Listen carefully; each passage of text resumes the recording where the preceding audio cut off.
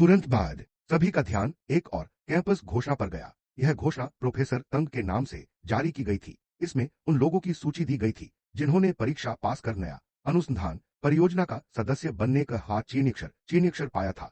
स्वाभाविक रूप से मेरा नाम उस सूची में कहीं नहीं था। मैं केवल कड़वे हंस सकता था। प्रोफेसर तंग यह सब जी बोक्सियाओ की सफाई के लिए कर रहे हैं। वह डरते हैं कि दुनिया उन्हें फिर से नकलची कहेगी और साथ ही मेरी टीम छोड़ने के कारण को भी समझाना चाहते हैं कि मैं नई परीक्षा पास नहीं कर पाया। ऐसे ही मेरी टीम से विदाई प्रोफेसर तंग के समूह से कोई संबंध नहीं रखती थी। इससे सभी शंकाएं मिट गईं और जी बॉक्सियाओ की छवि मजबूत हुई, जिससे वह पूरी तरह से मुझे छा गया। मैंने सोचा बिना प्रमाणित नकल को फिलहाल छोड़ दे, लेकिन जब मैं सबूत पाऊंगा और जी बॉक्सियाओ की परीक्षा में चीटिंग उजागर करूंगा तो सोचता हूं कि प्रोफेसर तंग की घोषणा उनके जीवन पर स्थायी कलंक बन जाएगी। अचानक मुझे उस दिन के जल्दी आने की तीव्र इच्छा हुई। मैंने स्क्रॉल किया। नोटिस के नीचे शीर्ष टिप्पणी गुबा यूएसए आई थी। उसने लिखा, बधाई हो जूनियर, हमारे बड़े परिवार में आपका स्वागत है। आपका आगमन इस नीरस अनुसंधान टीम में धूप लेकर आया है। शीघ्र काम करने का उत्सुक हूं। ठीक नीचे शेन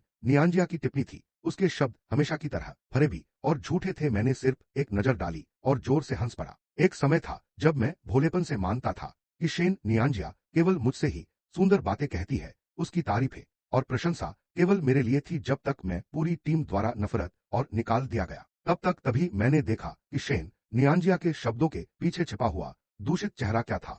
मेरी सारी जेल की अवधि में हर बार पीछे मुड़ के देखने पर मैं समझ नहीं पाया कोई जो दुनिया के सबसे मीठे शब्द मुझसे कहता था। क्यों एक पल में सबसे जहरीले श्रापों से मुझे अपमानित कर सकता है। मैंने पहले इसे नहीं देखा, लेकिन दोबारा जीवन जीने के बाद मैंने अंततः समझ लिया। यह सब उपयोगिता मूल्य के बारे में है। शेन नियांजिया की नजर में केवल शब्द मूल्य अस्तित्व में है। वह एक सच्ची व्यावहारिक व्यक्ति है। मैं उस पेज पर ज्यादा देर नहीं रुका, केवल झलक दी यह सुनिश्चित करने के लिए कि सभी 5 वरिष्ठ बहनें एक भी गायब नहीं थी। मैं उत्सुक हूं कि वे जी बोक्सियाओ के साथ इतनी घनिष्ठ कैसे हैं। उस खुशहाल परिवार की तस्वीर बड़ी आकर्षक होगी। मैं मुस्कुराता हुआ मुआंकिंग के पेज पर वापस गया। मैंने उसकी पोस्ट को एडिट किया और फिर साझा किया। संलग्न स्थिति थी सही है। मैं प्रोफेसर तियान की टीम में शामिल हो गया हूं। अंतिम वर्ष में विशेषज्ञता बदलना काफी जोखिम भरा निर्णय है, लेकिन प्रोफेसर तियान का धन्यवाद जिन्होंने मुझे कमतर नहीं समझा। मैं निश्चित रूप से प्रोफेसर के विश्वास को धोखा नहीं दूंगा। वरिष्ठ मु वांकिंग और वरिष्ठ है क्यांग का हमेशा मेरी देखभाल और मदद के लिए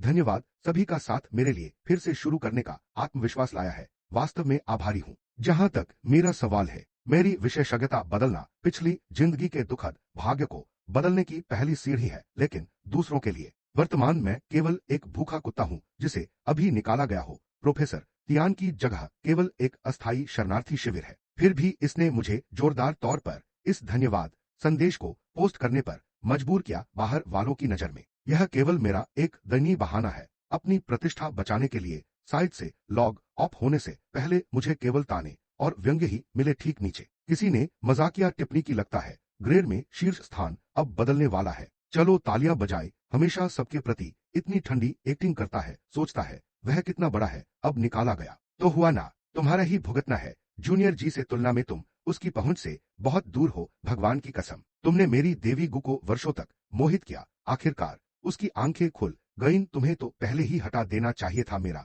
अंगूठा अचानक ठिठक गया। मेरी नजर कुछ सेकंड तक उस शब्द मोहित पर रुकी। पिछली जिंदगी में क्या मोहित होने वाले गुबायु के समूह नहीं थे? सच सामने होते हुए भी वे जिद्दी थे और विश्वास नहीं करते थे। मुझे काला दिल वाला कहकर कमीशन करते थे। कह रहे थे कि मैं जानबूझकर जी बॉक्स याओ को फंसाता हूं। अब मैं ऐसे झंझट की तलाश नहीं करूंगा। बस देखूंगा वे प्रत्येक कितना ऊंचा उठेंगे और वे क्या महान उपलब्धियां हासिल करेंगे। वह जी बोक्सियाओ जिसे वे दिल से बचाते हैं अंततः उन्हें कुछ अविस्मरणीय अनुभव देगा। मेरी पेज पर व्यंग्य और शापों के बाढ़ के विपरीत जी बोक्सियाओ का पक्ष वास्तव में अपने स्वर्ण युग में था। प्रोफेसर तंग की घोषणा और वरिष्ठ बहनों के गर्म समर्थन और बधाइयों के कारण नीचे की टिप्पणियां सभी फूलदार प्रशंसा और बधाइयां थी। जलन से भरे कम ही शब्द थे, लेकिन वे विशाल प्रशंसा की लहर में डूब गए और जो मुझे शाप देते थे वे लगभग बिना किसी निशान के गायब हो गए। जी बोक्सियाओ उच्च उत्साह की स्थिति में था। उसने मुझे निजी संदेश भेजा, लेकिन मैं उसे रात में देर से पढ़ पाया। कल रात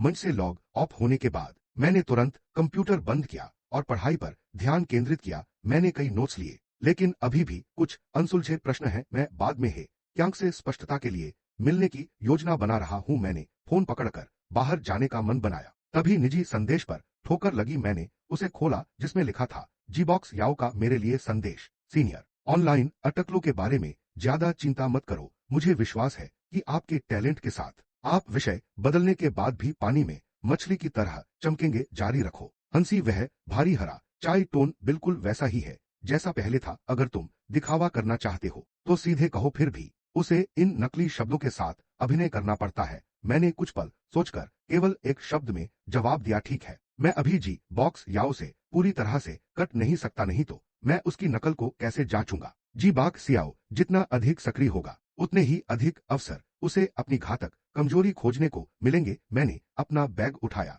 और लाइब्रेरी की ओर बढ़ा। आश्चर्य की बात है, हे कियांग पहले ही काफी जल्दी आ चुका था। जैसे ही हम मिले, हे कियांग ने मुझे एक बड़ा दूध चाय फुल शुगर दिया। इसे पियो और उदास मत होना। मुझे उदास क्यों होना चाहिए? मैंने उसे खाली नजर से देखा। मेरा भाव बहुत गंभीर था। इतना कि हे कियांग हंस पड़ा। उसने हाथ बढ़ाकर मेरा सिर हल्का सा थपथ पाया। यह पहली बार था जब किसी ने मेरे साथ इतना स्नेह दिखाया। मैं अचानक थोड़ा शर्मिंदा महसूस करने लगा। मेरी स्वभाव मूलतः थोड़ा ठंडा था। मैं रोजमर्रा की जिंदगी में कम ही मजाक करता था। यद्यपि कुछ लोग कहते थे कि मैं बहुत चमकदार दिखता हूं, लेकिन गु बायु का समूह अक्सर कहता था कि मैं बहुत आज्ञाकारी हूं। शायद उनकी नजर में मेरी आज्ञाकारी मेरी सबसे बड़ी विशेषता थी और मेरे साथ जुड़ने का एकमात्र कारण। हे कियांग ने मुझे सीट दिखाने के लिए खींचा। अगर तुम्हें दुख हो तो मुझे बताओ, लेकिन यह केवल एक बार। अब से तुम इंटरनेट पर बेकार बातों से उदास नहीं हो सकते। लेकिन मैं वास्तव में उदास नहीं हूं। अचानक एक गर्माहट मेरे दिल में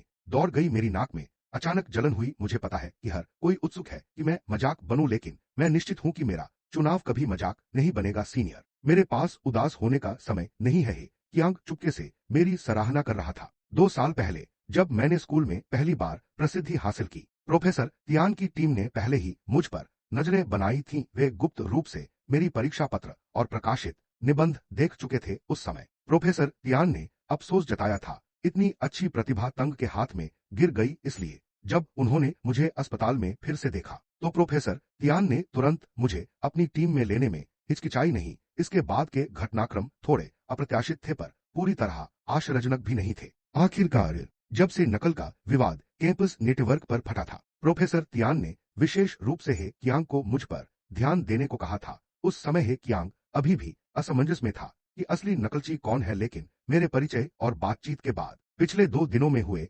घटनाक्रम के साथ साथ फोरम पर मिली मिश्रित जनमत से उसे पूरा विश्वास हो गया कि नकल सच है। केवल प्रोफेसर तंग अपनी प्रतिष्ठा बचाने के लिए अपनी शक्ति का प्रयोग करके इस मामले को गुप्त रखा है। वह शायद उल्टा सच बताने वाले पर दोष मढ़ रहा है। मुझ पर यह स्पष्ट है इस पूरे मामले में मैंने कितनी गंभीर अत्याचार झेली है। कियांग का चेहरा दुख से भरा था। उसने मेरा कंधा धीरे से थपथ पाया। तुम बिल्कुल सही हो, दुख केवल कमजोरी का संकेत है। अब हमें जो करना है वह है अपनी ताकत से उन लोगों को चुप कराना। आओ मुझे दिखाओ कौन सा हिस्सा तुम नहीं समझते। वरिष्ठ तुम्हें मार्गदर्शन करेंगे। है कियांग एक बहुत ही सरल और उदार व्यक्ति है। उसकी व्याख्या भी बहुत संक्षिप्त और समझने में आसान थी। उसने कुछ भी छुपाया नहीं। उसने कॉलेज के वर्षों की अपनी नोटबुक भी दी। नोटबुक पकड़ते हुए इसके कोने थोड़े समय से घिसे हुए थे। मेरी भावनाएं अचानक फूटने लगी। मैंने सोचा कि दोबारा जीवन जीते हुए मैं लंबे समय से भावनाओं से मुक्त था, जो दुनिया के सुख दुखों को उदासीनता से देख सकता था। आखिरकार मैंने सारी कड़वाहटें चखी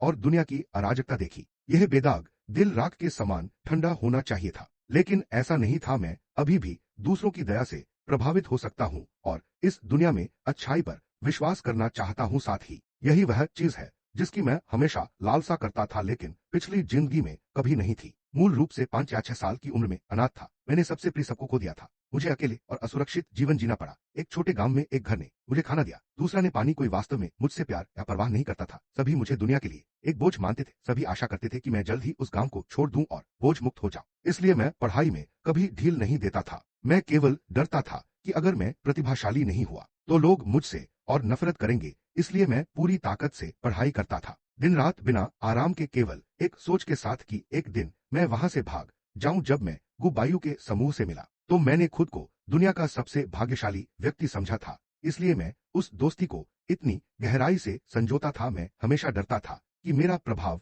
उन पर बुरा पड़ेगा। डरता था कि मैं उनके काबिल नहीं हूं। मैंने पूरी मेहनत से उनकी कद कदम के बराबर चलने की कोशिश की, अपनी पूरी ताकत उन्हें अच्छी तरह से व्यवहार करने में लगाई, जैसे कि जब तक वे बोलेंगे मैं कभी ना नहीं कहूंगा। मैंने सोचा अगर मैं केवल उनकी बात मान लूं तो शायद वे भी मुझे प्यार करेंगे और परिवार जैसा समझेंगे, क्योंकि मैं वास्तव में उन्हें अपनी बहन मानता था। मुझे परिवार की बहुत इच्छा थी, लेकिन कभी कभी ईमानदारी का मतलब जरूरी नहीं कि ईमानदारी मिले। मैंने नोटबुक के घिसे हुए किनारों को सहलाया। मेरी पलकों में हल्की कांपनी थी। ओप्पा, तुम मुझे सब कुछ सिखा रहे हो जो तुम जानते हो। क्या तुम्हें डर नहीं लगता कि मैं तुमसे आगे निकल जाऊंगा? फिर प्रोफेसर मुझे ज्यादा पसंद करेगा तो फिर तुम्हें जल्दी मुझे पार करना चाहिए। जल्दी करो और प्रोफेसर का मन जीतो, इससे मेरा भी दबाव कुछ कम होगा। हाहा है चांग ओपा ने मेरा सिर थपथ पाया। तुम बेवकूफ लड़के हो, हम एक टीम है। तुम जितने उत्कृष्ट होंगे मुझे उतनी चिंता कम होगी। यह अच्छी बात है। मैं केवल डरता हूं कि मैं तुम्हें अच्छी तरह से नहीं सिखा पाऊं और तुम्हारा भविष्य खराब कर दूं। नहीं,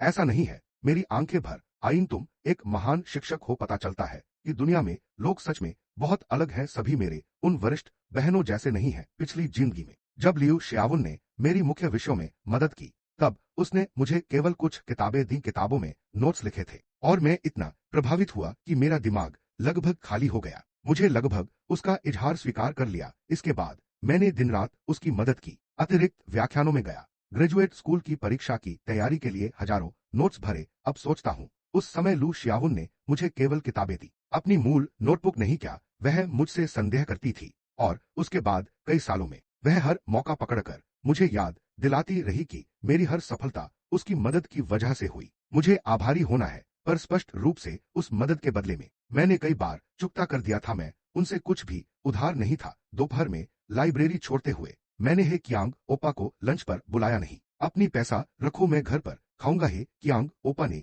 मुझे हाथ हिलाकर मना किया। अब मेरी कक्षाएं कम हैं, तो अगर तुम्हें कुछ नहीं समझ आए तो पूछ लेना। अगर व्यक्तिगत मिलने का समय नहीं है तो टेक्स्ट कर देना। अगर मैं जवाब न दूं तो मु वांकिंग से पूछ लेना। व्यावसायिक मामलों के लिए वह मुझसे बेहतर विद्यार्थी है। रोज उसके ठंडे चेहरे से मत बहकना, वह वास्तव में बहुत दयालु है। ज्यादा समय बिताने के बाद तुम देखोगे। मैंने सहमति में सिर हिलाया, जैसे अभी अभी घर मिला कोई प्यारा कुत्ता। वाह, तुम इतने अच्छे व्यवहार क्यों कर रहे हो? पता है, बहुत अच्छे बोलने से लोग तुम्हें परेशान करते हैं। हे कियांग ओपा ने फिर से मेरा सिर थपथ पाया। तुम्हें थोड़ा ठंडा होना चाहिए, यह तुम्हें कूल बनाएगा। मैं नहीं जानता हंसूं या रोऊं। ठीक है, तुम्हारे कहने पर करता हूं। मैंने कहा था बहुत आज्ञाकारी मत बनो। हे कियांग ओपा ने मुझे हाथ हिलाकर कहा। मैं अब सच में जा रहा हूं, तुम भी खाने चलो। मैंने कुछ कदम पीछे दौड़ लगाई। ओपा हमारी टीम स्कूल के मेडिकल नवाचार प्रतियोगिता में भाग लेने का प्लान कर रहे हैं। पहले केवल म्यू वान किंग और मैं टीम के फुल टाइम छात्र थे, इसलिए हम प्रतिस्पर्धा के योग्य नहीं थे। अब जब तुम्हारे साथ हो तो अगर तुम चाहो तो हम पंजीकरण कर सकते हैं। कियांग ओपा मुस्कुराए। अगर तुम्हारे पास कोई विचार हो तो बस कहो। म्यू वान किंग और मैं तुम्हारी मदद करेंगे। मैं सच में भाग लेना चाहता हूं, लेकिन अभी तक कोई नया विचार नहीं आया। मैंने होंठ सिकोड़ लिए। मुझे और सोचने दो। कियांग ओपा ने अपना फोन निकाला। सोचने की जरूरत नहीं, पहले पंजीकरण करा लेते हैं। विचार के लिए म्यू वांग किंग संभालेगी। उसके पास कई योजनाएं हैं। बात करते हुए उसने फोन पर पंजीकरण पूरा किया। उसने म्यू वांग किंग के अलावा 4 व्यक्ति समूह चैट भी बनाई। उसमें प्रोफेसर त्यान भी थी। समूह बनने के साथ ही उसने प्रतियोगिता पंजीकरण सूचना फौरन भेज दी। मैं उसके करिश्माई और निर्णायक कार्यशैली से मैं बेहद खुश था। मैंने अभी भाग लेने की इच्छा जताई थी और उसने कियांग ओपा ने बिना किसी सोचे हमें पंजीकृत कर दिया, नतीजे की परवाह किए बिना। बस यह समर्थन ही मुझे प्रेरित करने के लिए काफी था। धन्यवाद ओपा, मैं अपनी पूरी कोशिश करूंगा कि कोई अच्छा आइडिया निकाले। मैं हमारी टीम की बेइज्जती नहीं होने दूंगा। है कियांग ओपा हंसे। म्यू वान किंग और मैं तुम पर टीम चलाने का भरोसा करते हैं। इसके साथ वह सच में चला गया, लेकिन मेरा दिल लंबे समय तक शांत नहीं हुआ। मैं अच्छी तरह जानता था कि हे कियांग ओपा सिर्फ मजाक कर रहा था। मैंने अभी विषय बदला है। मैं सब कुछ बिल्कुल नए सिरे से शुरू कर रहा हूं, तो मैं उन्हें कैसे संभाल सकता हूं? इतना अच्छा है कि हे कियांग ओपा ने मुझे कमतर नहीं समझा और फिर भी वह मुझे प्रोत्साहित करता रहा है। कियांग ओपा ने जो दयालुता दिखाई वह मैंने उन 5 वरिष्ठ बहनों के साथ बिताए कई वर्षों में कभी महसूस नहीं की थी। मैं वास्तव में भाग्यशाली महसूस करता हूं कि मैंने प्रोफेसर तंग की टीम छोड़ी और इस उपेक्षित एक्यूपंक्चर विभाग को चुना। मैं कैंटीन की ओर चला नया बना। समूह चैट अचानक नोटिफिकेशन पिंग हुई। यह मुंह वानकिंग थी। किसका आइडिया है?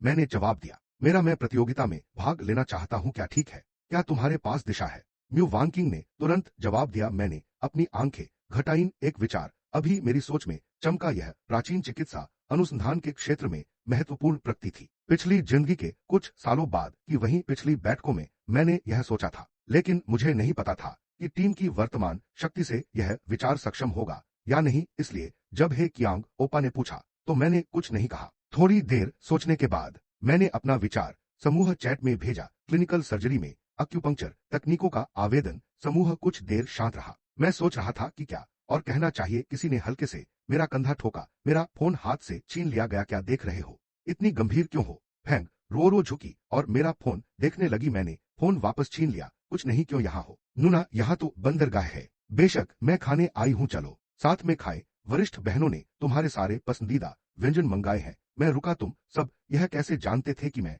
यहाँ आऊंगा?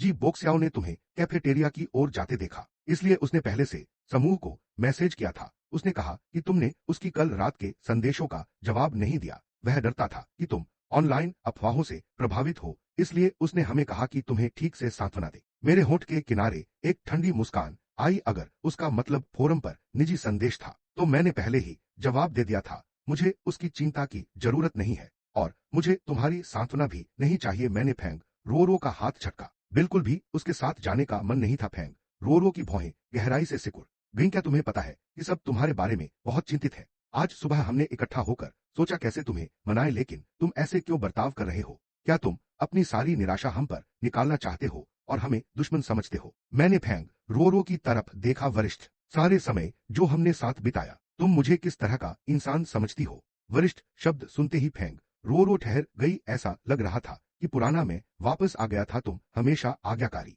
समझदार और सीखने के लिए उत्सुक रही हो। हम सब तुम्हें बहुत पसंद करते हैं। क्या सच में? मैंने उसे बेरुखी से देखा। मैंने तुम्हें इतना अच्छी तरह समझा ही नहीं। वरिष्ठ फैंग रो ने फिर से मेरा हाथ पकड़ने की कोशिश की। बिल्कुल, मैं तुम्हें समझती हूँ, इसलिए मैंने तुम्हारे सभी पसंदीदा व्यंजन मंगाए हैं। जल्दी करो वरना वरिष्ठ गु और बाकी लोग परेशान हो जाएंगे। मैंने एक कटोरी नूडल्स भी ऑर्डर किया है। क्या खाना चाहते हो? अचानक एक आकृति आई और फैंग रो का हाथ हटा दिया। मुंह वांकिंग ने मुझे नीचे देखा। मैं झटपट प्रतिक्रिया दी। फैंग रो ने मुंह वांकिंग को धक्का दिया। तुम मूर्ख, क्या कर रही हो? मेरी जूनियर को नूडल्स दे रही हो? क्या तुम्हें बहरीपने हो गया है? मुंह वांकिंग ने तंज कसा। फैंग रो चौड़ी आंखों से देखती रही, जबकि मैं बड़ी कटोरी पसलियों के नूडल्स उठा लिया। आनंद से खा रहा था, पूरी तरह अनदेखा करते हुए कि वह अभी भी खड़ी है और वह समझ गई कि मैं बिल्कुल भी पछतावा नहीं कर रहा। न ही दिल टूटने या दुखी महसूस करने वाला। क्या उसे वाकई ऑनलाइन बातें नहीं परवाह है? क्या उसने वास्तव में प्रोफेसर तियान का अनुसरण करने का फैसला कर लिया है?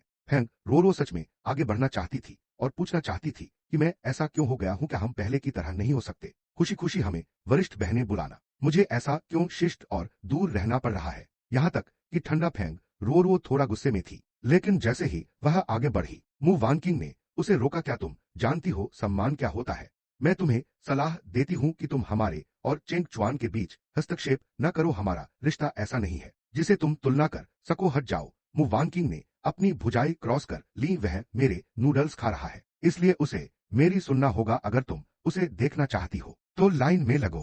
फैंग रो अपने शब्दों से लगभग घुटने टेक बैठी। यह कैसा हास्यास्पद कारण था, लेकिन उसे यह भी पता था कि वह आज मुझे नहीं ले जा सकती थी। मैं अब वह आज्ञाकारी जूनियर नहीं था जो किसी भी समय दिख जाता। मुंह वानकिंग मेरे सामने बैठ गई, सीधे मुद्दे पर आईन। मेरी आंखें चमकी। क्या इसका मतलब है कि सब सहमत हैं? समूह देखो। मुंह वानकिंग ने हल्का भौं उठाया। समय कम है, तुम्हारे पास केवल 10 दिन है। अगर तुम नवाचार योजना 10 दिनों में खत्म नहीं करती तो इसके अगले कदम। समझ गई? मैंने जोर से सिर हिलाया। समझ गई, मैं इसे पूरा करूंगी, उसके बाद मैं तुम्हारे भरोसे रहूंगी। वरिष्ठ म्यू मैं बेहद उत्साहित था। मैंने तेजी से नूडल्स खाना शुरू किया, लगभग घुट गया। वो वैंकिंग ने मुझे फिर से डांटा, मुझे बेवकूफ कहा। इस बार उसने कुछ और शब्द जोड़े। मेरा तुम्हारे साथ मुकाबला करने कोई इरादा नहीं है, इतनी जल्दी मत खाओ। हाँ, मैं बस जल्दी वापस जाकर योजना लिखना चाहता हूँ। वरिष्ठ, पहले के लिए बहुत धन्यवाद। मैं बाद में नूडल्स के पैसे ट्रांसफर कर दूंगा। भले ही मुंह वानकिंग न आई होती, मैं फैंग रो के साथ नहीं जाता, लेकिन यह काफी ज्यादा मुश्किल होता। मुंह वानकिंग की समय पर उपस्थिति ने मुझे बहुत झंझट से बचाया। ऐसा कहकर मैंने अपना बैग उठाया और चला गया। मुंह वानकिंग को गुस्से में चॉपस्टिक से मेज थपथपाते छोड़ दिया। कितनी बदतमीज लड़की। और फिर भी मुंह वानकिंग को मेरे फैंग रो के प्रति रवैये याद आए और उसके होठों पर हल्की मुस्कान आ गई। हेज काफी दिलचस्प। जैसे ही मैं कैंटीन से बाहर निकला, मैंने समूह संदेश जांचने लिए फोन निकाला। संदेश प्रोफेसर तियान का था, केवल कुछ शब्द थे। ठीक है मंजूर। कैंटीन में फैंग रो ने अपना चेहरा सैकड़ों भावों से वापस डरा लिया। डू बायू ने पीछे देखा। चेंग चुआन कहाँ है? वह नहीं आ रहा। फैंग रो ने जो कुछ हुआ याद किया उसका चेहरा पूरी तरह से क्रोध से भरा था। वो वेंचेंग ने उसे एक कटोरी नूडल्स पसलियों वाले खरीदे और उसने कितने आनंद से खाया। लियो श्यावुन ने जीभ निकाली। केवल एक कटोरी नूडल्स से चूका उस लड़के का वाकई महान भविष्य है। क्या हमारा पूरा भोज यहाँ मु वांकिंग के एक कटोरी नूडल्स के बराबर नहीं हो सकता? क्या तुम सब अब तक नहीं देखे? इन याओ ने होठ तिरछे किए। वह पूरी तरह से अक्यूपंक्चर पढ़ने पर टिका है। वह वास्तव में हमारी टीम में वापस नहीं जाना चाहता। शेन नियांजिया अभी भी विश्वास नहीं कर पा रही थी क्या ऑनलाइन शब्दों का उस पर कोई असर नहीं होता। इस मेडिकल अकादमी में हर कोई लोकप्रिय और उपेक्षित विषयों के बीच फर्क जानता है। अब जब मैं टीम छोड़ चुका हूं, उनसे दूर रहने का संकल्प ले चुका हूं, तो वे यहाँ हैं मुझे वापस आने के लिए मनाने लगे हैं। क्या मानव प्रकृति वास्तव में इतनी बदलने वाली होती है? क्या लोग केवल चीजों को खोने के बाद ही उनकी कद्र करना सीखते हैं? लेकिन यह काफी नहीं है। यह सब तो बस शुरुआत है। चौथे वर्ष की यूनिवर्सिटी में लौटकर मैंने सबसे पहले इस टॉप मेडिकल टीम को छोड़ दिया जिसे हर कोई जुड़ना चाहता था और विभाग के सबसे उपेक्षित एक्यूपंक्चर मेजर में स्विच कर लिया। हालांकि वे 5 प्रतिभाशाली सीनियर सिस्टर्स जो मुझे कभी अपनी निराशा मानती थीं, अब प्रतियोगिता में नई टीम का प्रतिनिधित्व करते देख मेरे इर्द गिर्द एकत्र हो गईं। अध्यक्ष के रूप में गुबायुए नुना ने मुझे अंदर आने से रोक दिया। मुझे वापस खींचते हुए कहा कि वह मुझसे निजी बात करना चाहती है। मैंने उसका हाथ टाल दिया और थोड़ा पीछे हट गया। मुझे अचानक एहसास हुआ कि वे सभी मुझसे निजी बात करना पसंद करती हैं। पहले मुझे इसका कारण समझ नहीं आता था, लेकिन अब मैं इसे पूरी तरह समझ चुका हूं। यह बस इसलिए है क्योंकि उनके कहे ये शब्द मेरे हित के लिए होते हुए भी ऐसे हैं जिन्हें कभी जाहिर नहीं किया जा सकता। मैंने मजाकिया अंदाज में गुबायुए नुना को देखा। सीनियर को, क्या आप अपने पद का दुरुपयोग कर हमारी टीम को प्रतियोगिता में भाग लेने से रोकना चाहती हैं? चेन हाओ ने कदम बढ़ाया। चेंग चुआन, उसकी क्या जरूरत है? क्या तुमने जी नुना की बात नहीं सुनी? उसे ऐसा करने का अधिकार नहीं है। हमने पहले ही रजिस्ट्रेशन करवा लिया है। चलो एक अच्छी जगह बैठते हैं। मीटिंग पर इसका असर न पड़े। मैंने बेपरवाह निगाहों से गुबायुए नुना को देखा। सीनियर को, कृपया मेरे रास्ते से हट जाइए। मेरी ठंडी और दूर की भावना। यह देखकर गुबायुए नुना के दिल में अचानक घबराहट उत्पन्न हो गई। सहज भाव से उसने मेरा पीछा करने के लिए हाथ बढ़ाया। यह अब उसकी चेंगचुआन नहीं था। उसका चेंगचुआन हमेशा आज्ञाकारी और समझदार था। वह हमेशा उसकी बात बिना सवाल किए मानता था और वह निश्चित ही उससे इतनी कठोर बातें नहीं कहता। बहन बायुए जी बाक्सियाओ ने अचानक गुबायुए का वह हाथ पकड़ लिया जो मेरे ओर बढ़ा था। मुझे पता है कि आप चिंतित हैं बहन बायुए। वह अभी तक अपनी नई टीम के साथ ट्रेनिंग भी नहीं कर पाया है। आप डरती हैं कि जब उसे मनचाहे नतीजे नहीं मिलेंगे तो वह टूट जाएगा। लेकिन एक सीनियर बॉटर जो केवल दिखावा करता है शायद आपकी दया को सच्चाई में नहीं समझ पाएगा। क्यों न हम इंतजार करें और देखें। मुझे विश्वास है कि जब एक सीनियर भाई असफल होगा और अपनी अपेक्षा के अनुसार नतीजे नहीं पाएगा तो वह जरूर आपकी दया के लिए वापस रेंगते हुए आएगा। बहन बायुओ ए। इस समय गुबायु का परेशान और बेचैन दिल पूरी तरह से जी बाक्सियाओ के शब्दों से शांति मिली। अब ये वही शब्द थे जो एक समझदार जूनियर को बोलने चाहिए थे। बिल्कुल वैसा नहीं जैसा चेंगचुआन था। जैसे ही उसने टीम छोड़ी उसे उसके ऊपर दिखावा करने का भ्रामक गर्व आ गया। कितना बेवकूफाना। उसको शिष्टाचार का कोई नामोनिशान नहीं बचा था। वह अब स्वयं देखना चाहता था कि तांग प्रोफेसर की टीम छोड़कर वह ठंडी और उपेक्षित विशेषज्ञता में क्या हासिल कर सकता है। और वह वास्तव में प्रतिस्पर्धा के जरिए खुद को साबित करने का सपना देखता है। एक पूरी तरह से गलत सपना। तुम सही हो। चूंकि वह सलाह नहीं सुनता तो मुझे कोई आपत्ति नहीं कि मैं उसे कठोर वास्तविकता का सामना जल्दी करवाऊं ताकि वह समझ सके कि एक बार वह हमारे साथ छोड़ देता है तो वह वास्तव में बिल्कुल कुछ भी नहीं है। गुबायु के मुंह के कोने पर एक धुंसिया हुआ दुष्स्मित था। वह इतना ठंडा था कि जी बाक्सियाओ को लगा जैसे उसने कुछ देखा हो। बहन बायुए ठीक है, ये दस्तावेज लेकर अपनी सीट पर जाओ। नीमो को ध्यान से सुनो, हमें सभी को चौंकाना होगा, समझे? जी बाक्सियाओ ने थोड़ी जबरदस्ती मुस्कुराहट दी। मैं समझ गया बहन बायुए। एक बयान की क्रिएटिव ब्रेकथ्रू सीनियर्स द्वारा संभाला जाना चाहिए। क्यों ये सारी जिम्मेदारी मेरे कंधों पर आ रही है?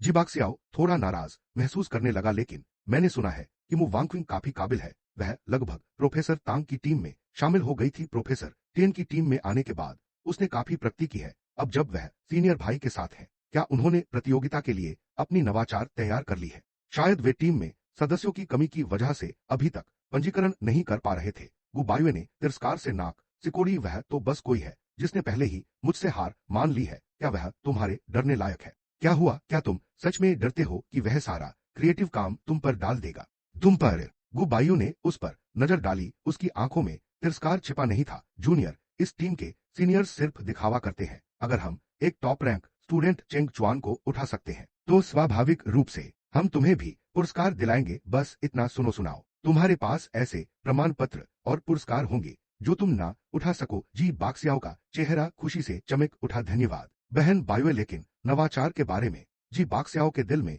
दूसरी योजना पहले ही चल रही थी। गो बायुए के साथ बातचीत के बाद मुझे बेहद हल्का महसूस हुआ। मैंने रजिस्ट्रेशन पूरी की चेन हाओ के साथ और तुरंत वहां से निकल गया, पूरी तरह से अनजान कि गु बायुए और जी बाक्सियाओ क्या बात कर रहे थे। जैसे ही मीटिंग खत्म हुई मैंने तुरंत रिकॉर्डिंग हमारी ग्रुप चैट पर भेज दी। जवाब लगभग तुरंत आ गए। छोटे जेंग चुआन, तुमने रिकॉर्डिंग तक तैयार कर ली। तुमने आज मीटिंग में कड़ी मेहनत की। जब मैं लौटूंगा तो तुम्हें एक बढ़िया खाना खिलाऊंगा है। कियांग ने सबसे पहले आवाज संदेश भेजा। धन्यवाद सीनियर भाई, यह मेरा कर्तव्य था, बिल्कुल कोई समस्या नहीं थी, मैंने जवाब दिया। थोड़ी देर बाद मु वानचेंग ने भी संदेश भेजा। पिछली बार तुम्हारे नवाचार विचार के बारे में मैंने कुछ और विवरण जोड़े हैं, मैंने इसे तुम्हारे इनबॉक्स में भेज दिया है। देखो और बताओ कि क्या हम इन्हें परियोजना योजना में शामिल कर सकते हैं। उस संदेश के बाद एक और लाइन आई, अगर काम न बने तो जोर मत लगाओ, अगले हफ्ते लौटने पर हम मिलकर क्रियान्वयन पर चर्चा करेंगे, समझा। मैंने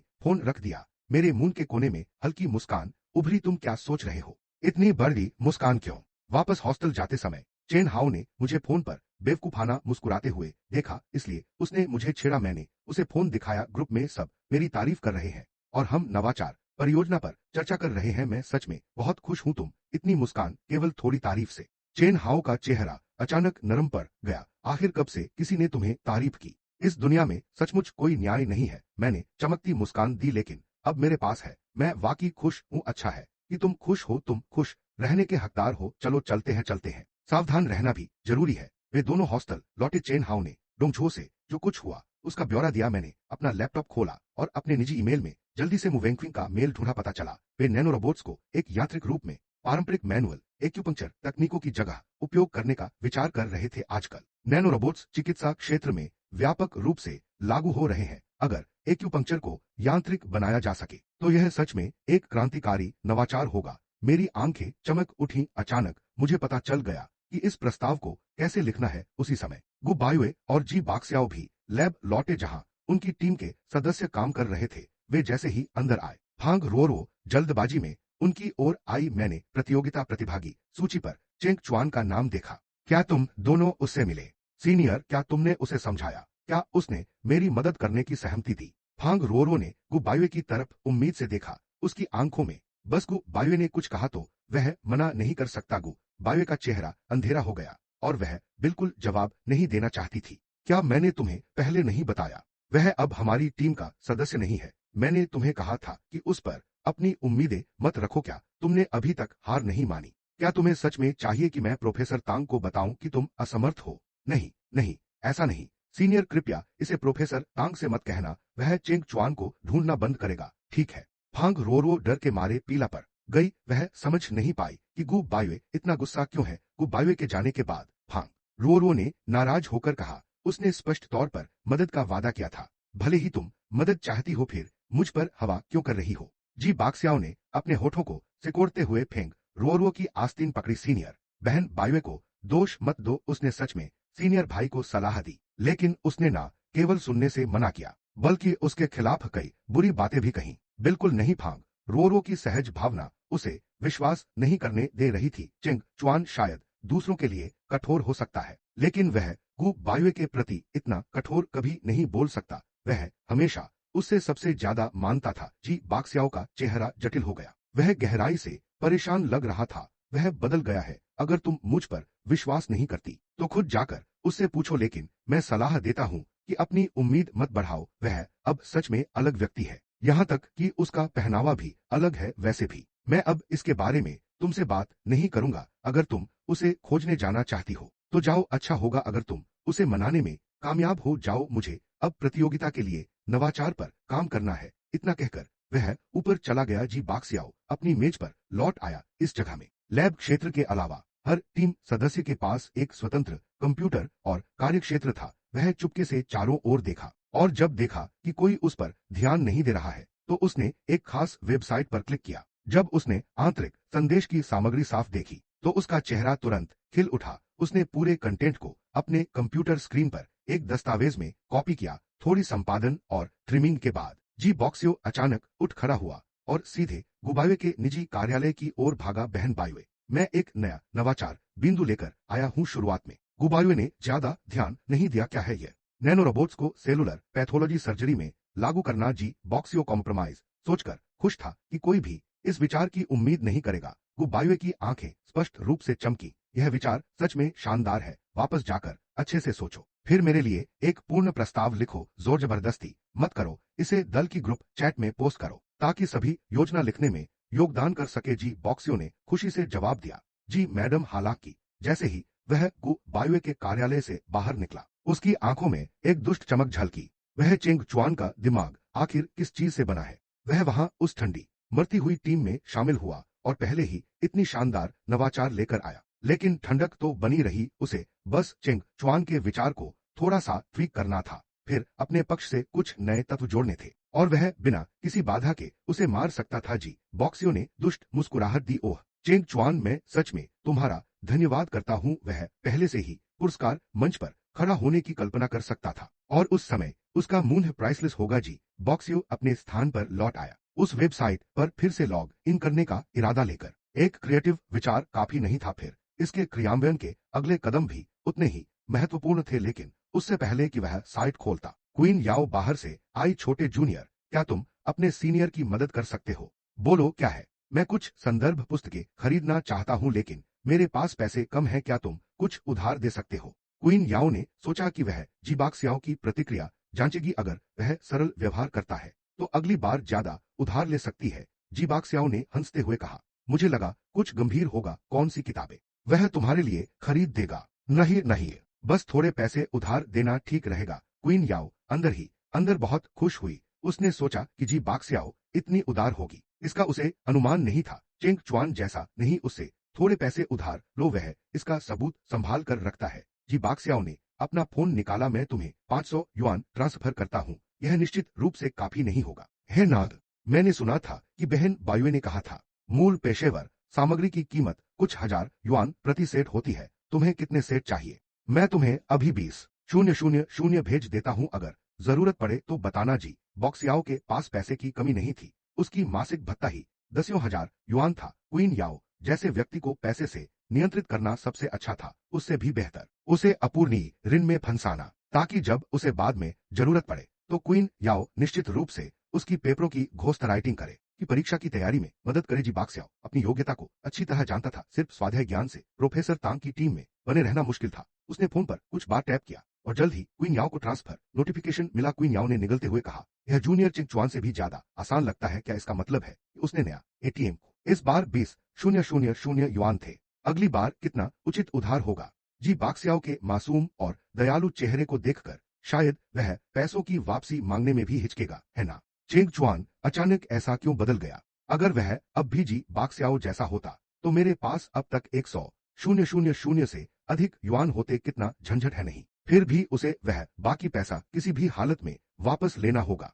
क्वीन याओ सच में इसे जाने देने के लिए तैयार नहीं थी। मुझे मेरा पैसा वापस करो। उसने अपने फोन पर रिसीव बटन दबाया, फिर जी बॉक्सियो की ओर देखा। मैंने सुना कि तुम दोनों ने किक ऑफ सेरेमनी में चेंग चुआन से मुलाकात की। क्या बहन बायुए ने उसे कोई सलाह दी? उसका व्यवहार कैसा था वह तो मत बताओ। जी बॉक्सियो ने आह भरी और क्वीन याओ की तरफ देखा। बहन बायुए को डर था कि वह प्रतियोगिता में शर्मिंदा होगा, इसलिए उसने उसे भाग न लेने की सलाह दी। उसने न केवल सुनने से मना किया बल्कि सोचा कि बहन बायुए उसे नुकसान पहुंचा रही है, फिर भी वह किसी भी हालत में इस प्रतियोगिता में भाग लेना चाहता है। बहन बायुए सोचती है कि उसे जुड़ना अच्छा होगा, बस उसे सबक सिखाने के लिए। जी बॉक्सियो ने सावधानी से क्वीन याओ के चेहरे को देखा। जब उसने उसका माथा सिकोड़ते देखा तो उसे लगा कि वह उसके लिए चिंतित है और शायद चुपके से उसकी मदद करना चाहती है, इसलिए उसने जल्दी कहा, सीनियर। बहन बायुए इस बार सच में गुस्सा है। उन्होंने कहा कि चेंग चुआन को थोड़ा सहना चाहिए ताकि वह सभी की पिछली दया की कदर करना सीखे, इसलिए तुम इसे नरम मत करो और उसकी मदद मत करो। मैं उसकी मदद क्यों करूं? क्वीन याओ ने सोचा कि वह केवल यही चाहती है कि मैं जितना संभव हो उतना दुखी रहूं, तभी उसे अपना पैसा वापस मांगने का मौका मिलेगा। हालांकि अगर चेंग चुआन गु बायुए की बात नहीं मानेगा तो शायद वाकई उनसे रिश्ते तोड़ना चाहता है। अगर वह जोर करता है तो क्या वह इस बात को उजागर कर देगा कि उसने पैसा उधार लिया था। आखिरकार उसके पास अभी भी सबूत है। ऐसा लग रहा था कि उसे वह सबूत मिटाने का तरीका ढूंढना चाहिए। जी बाक सियाओ, यह लक्ष्य प्राप्त करता देख और कुछ नहीं बोला। क्वीन याओ ने पैसा पाने के बाद स्वाभाविक रूप से और भी चुप्पी साध ली। दोनों अपनी छिपी हुई योजनाओं के साथ काम करने लगे। मैं नई योजना लिखने में व्यस्त था जब मैं खत्म करके देखा हॉस्टल खाली था। नई योजना को ग्रुप चैट में डालकर मैं कुछ खाने जाने का प्लान बनाया। फोन उठाया, हॉस्टल ग्रुप में एक नया संदेश देखा। यह चेन हाओ का संदेश था। आज रात प्रोफेसर के साथ बैठक में बाधित कैफेटेरिया जाने का समय नहीं क्या? कोई दयालु मुझे चिकन लेग चावल सेट खरीद सकता है। मैं अभी अस्पताल में हूँ, पता नहीं कब वापस आऊंगा। डोंग झुओ और चेंग चुआन से पूछो। मैंने समय देखा, संदेश 1 घंटे पहले भेजा गया था। मेरा चेहरा अपराध बोध से भर गया। मुझे समझ नहीं आया कि क्यों मुझे नोटिफिकेशन नहीं मिला। गौर से देखा तो पाया कि आईडी ने ग्रुप को म्यूट रखा था। मुझे याद आया कि हमारा हॉस्टल ग्रुप पहले बहुत जीवंत था। बाद में जब मैं प्रोफेसर तांग की टीम में शामिल हुआ तो नोटिफिकेशन लगातार बजते थे। प्रोफेसर तांग ने एक बार सबके सामने मुझे डांटा था। कहा था कि जब भी मैं लैब में जाऊं फोन को म्यूट रखो। फिर फोन म्यूट होने की वजह से मैंने गुबावे से कॉल मिस कर दी और फिर मुझे डांट भी पड़ी। आखिर मैंने कई महत्वपूर्ण ग्रुप चैट्स को म्यूट कर दिया। क्या इसलिए मेरे और मेरे रूममेट्स के बीच दूरी बढ़ गई और यही ग्रुप चुप्पी में डूब गया। अब ये संदेश देखकर मैं सचमुच भावुक हो गया। वह गर्मजोशी जो लंबे समय से खो गई थी वापस लौटती नजर आई। मैंने अभी म्यूट मोड बंद किया था कि डोंग झो का संदेश आया। वह तुम्हारे लिए खरीद लाएगा, चेंग चुआन के लिए भी एक सेट लाएगा। शायद वह अभी भी अपनी योजना लिखने में व्यस्त है और संदेश नहीं देख पाया है। मुझे भरोसा है उसने कुछ नहीं खाया होगा। मेरे होठों पर एक हल्की मुस्कान थी और मेरी उंगलियां स्क्रीन पर तेजी से चल रही थी। मैं सचमुच योजना लिख रहा था। अभी अभी खत्म की और तुम्हारे संदेश देखे। भैया डोंग, आपको परेशानी देने के लिए माफ करना। क्या तुम यहाँ डिलीवरी का इंतजार कर रहे हो? मैं थोड़ी देर और व्यस्त रहूंगा, फिर बाथरूम में जाकर नहा लूंगा। मैंने पजामे पहन लिए थे और बाहर निकला ही था कि हॉस्टल का दरवाजा खुला। डोंग छुओ अंदर आया। भूखा लगता है, आओ खाना खाओ। झांगे और हाउजी भी लगभग आ रहे हैं। मैंने आगे बढ़कर उसे खाना लिया। कहना है कि वे बैठक में और ओवर टाइम पर होने वाले थे। हाउजी ने कहा कि वहां प्रोफेसर ने अचानक दिल दिखाया और बैठक जल्दी खत्म कर दी और झांगे ने कोई शिफ्ट बदल ली। खैर चिंता मत करो, पहले खाना खा लो। मैंने कमरे के बीच में एक मेज रखा और खाना व सूप बड़े ही व्यवस्थित तरीके से सेट किया। फिर सारे लोगों के लौटने का इंतजार करूंगा ताकि हम साथ में खा सके। ठीक है, मैं पहले नहा आता हूँ, तुम्हें बाद में कुछ बताना है। डोंग झुओ ने अपने कपड़े लिए और बाथरूम में चला गया। जैसे ही वह अंदर गया झांगे और चेन हाओ अंदर आए। हम तीनों दोस्त इकट्ठे बैठे, कबाब खाते और हर बात पर चर्चा करते रहे। क्या तुम लोगों ने हाल ही में स्कूल में होने वाली किसी बड़ी घटना के बारे में सुना है? चेन हाओ और मैंने एक दूसरे को हैरानी भरी नजरों से देखा। नहीं, क्या कुछ बड़ा हो रहा है? क्या यह प्रतियोगिता के बारे में नहीं है? नहीं, प्रतियोगिता के बारे में नहीं। झांग ने सिर हिलाया। मैंने आज अस्पताल में कुछ बातें सुनी। लगता है कि कोई महत्वपूर्ण व्यक्ति अभी अभी गुजर गया है। अस्पताल के कई डॉक्टरों ने छुट्टियां ली हैं और यहाँ स्कूल के कई लेक्चरर्स भी अनुपस्थित हैं। उसी समय मुझे अचानक कुछ याद आया। पिछले जीवन में इसी समय के आसपास एक प्रसिद्ध पूर्व चिकित्सा गुरु गुजर गया था। मुझे आश्चर्य हुआ कि क्या झांग ने जिस व्यक्ति का जिक्र किया वह वही था। मुझे याद है कि प्रोफेसर तांग उस समय व्यक्तिगत रूप से अंतिम संस्कार में गए थे। अगर कुछ इतना बड़ा सचमुच हुआ है तो खबरें अब जरूर रिपोर्ट कर रही होंगी। चेन हाओ ने अपना फोन निकाला। सब लोग देखो, क्या ये खबर है? एक खबर शीर्ष पर ट्रेंड कर रही थी। एक प्रसिद्ध राष्ट्रीय पूर्व चिकित्सा परिवार के उत्तराधिकारी प्रसिद्ध पूर्व चिकित्सा गुरु तियान हाई आज 3 बजे निधन हो गया। वह नाम बहुत परिचित लगा। मैंने खबर पढ़ी और तुरंत तियान हाई की तस्वीर देखी। मैं इस आदमी को जानता हूँ। वह प्रोफेसर तांग के मार्गदर्शक थे। वह केवल मार्गदर्शक नहीं थे, प्रोफेसर तांग के लिए। डोंग छुओ बाथरूम से बाहर निकला। मैं यह नहाने के बाद बताने वाला था, लेकिन लगता है कि तुम पहले ही जान गए हो। लेकिन फिर भी मैं तुम्हें यह बताना चाहता हूँ कि अधीर तियान प्रोफेसर तियान के पिता है और मु वांगक्विंग के दादा है। उनकी पत्नी तियान रोंगमेन हमारे विश्वविद्यालय की उपाध्यक्ष थी। वह प्रोफेसर तांग की साइटोलॉजी में मार्गदर्शक भी थी। कहा जा सकता है कि प्रोफेसर तांग की सफलता प्रोफेसर तियान के परिवार के बिना संभव नहीं होती और खासकर तियान परिवार के समर्थन के बिना। मैं आश्चर्यचकित होकर एक गहरी सांस ली। लेकिन सब कहते हैं कि प्रोफेसर तियान और प्रोफेसर तांग कसूरवार शत्रु हैं। वह बाद में हुआ। डोंग झुओ ने भौहें तानी और बीच में क्या हुआ मुझे पूरी तरह पता नहीं। मैंने केवल परिवार के बुजुर्गों को एक बार सुनते देखा लगता है कि प्रोफेसर तांग का अपने युवावस्था में तियान परिवार से गहरा रिश्ता था। अगर अचानक कोई हादसा न होता तो वह तियान परिवार का दामाद बन सकता था। भगवान की कसम, क्या यह प्यार से नफरत का मामला है? यही वजह है कि वे आजीवन दुश्मन बन गए।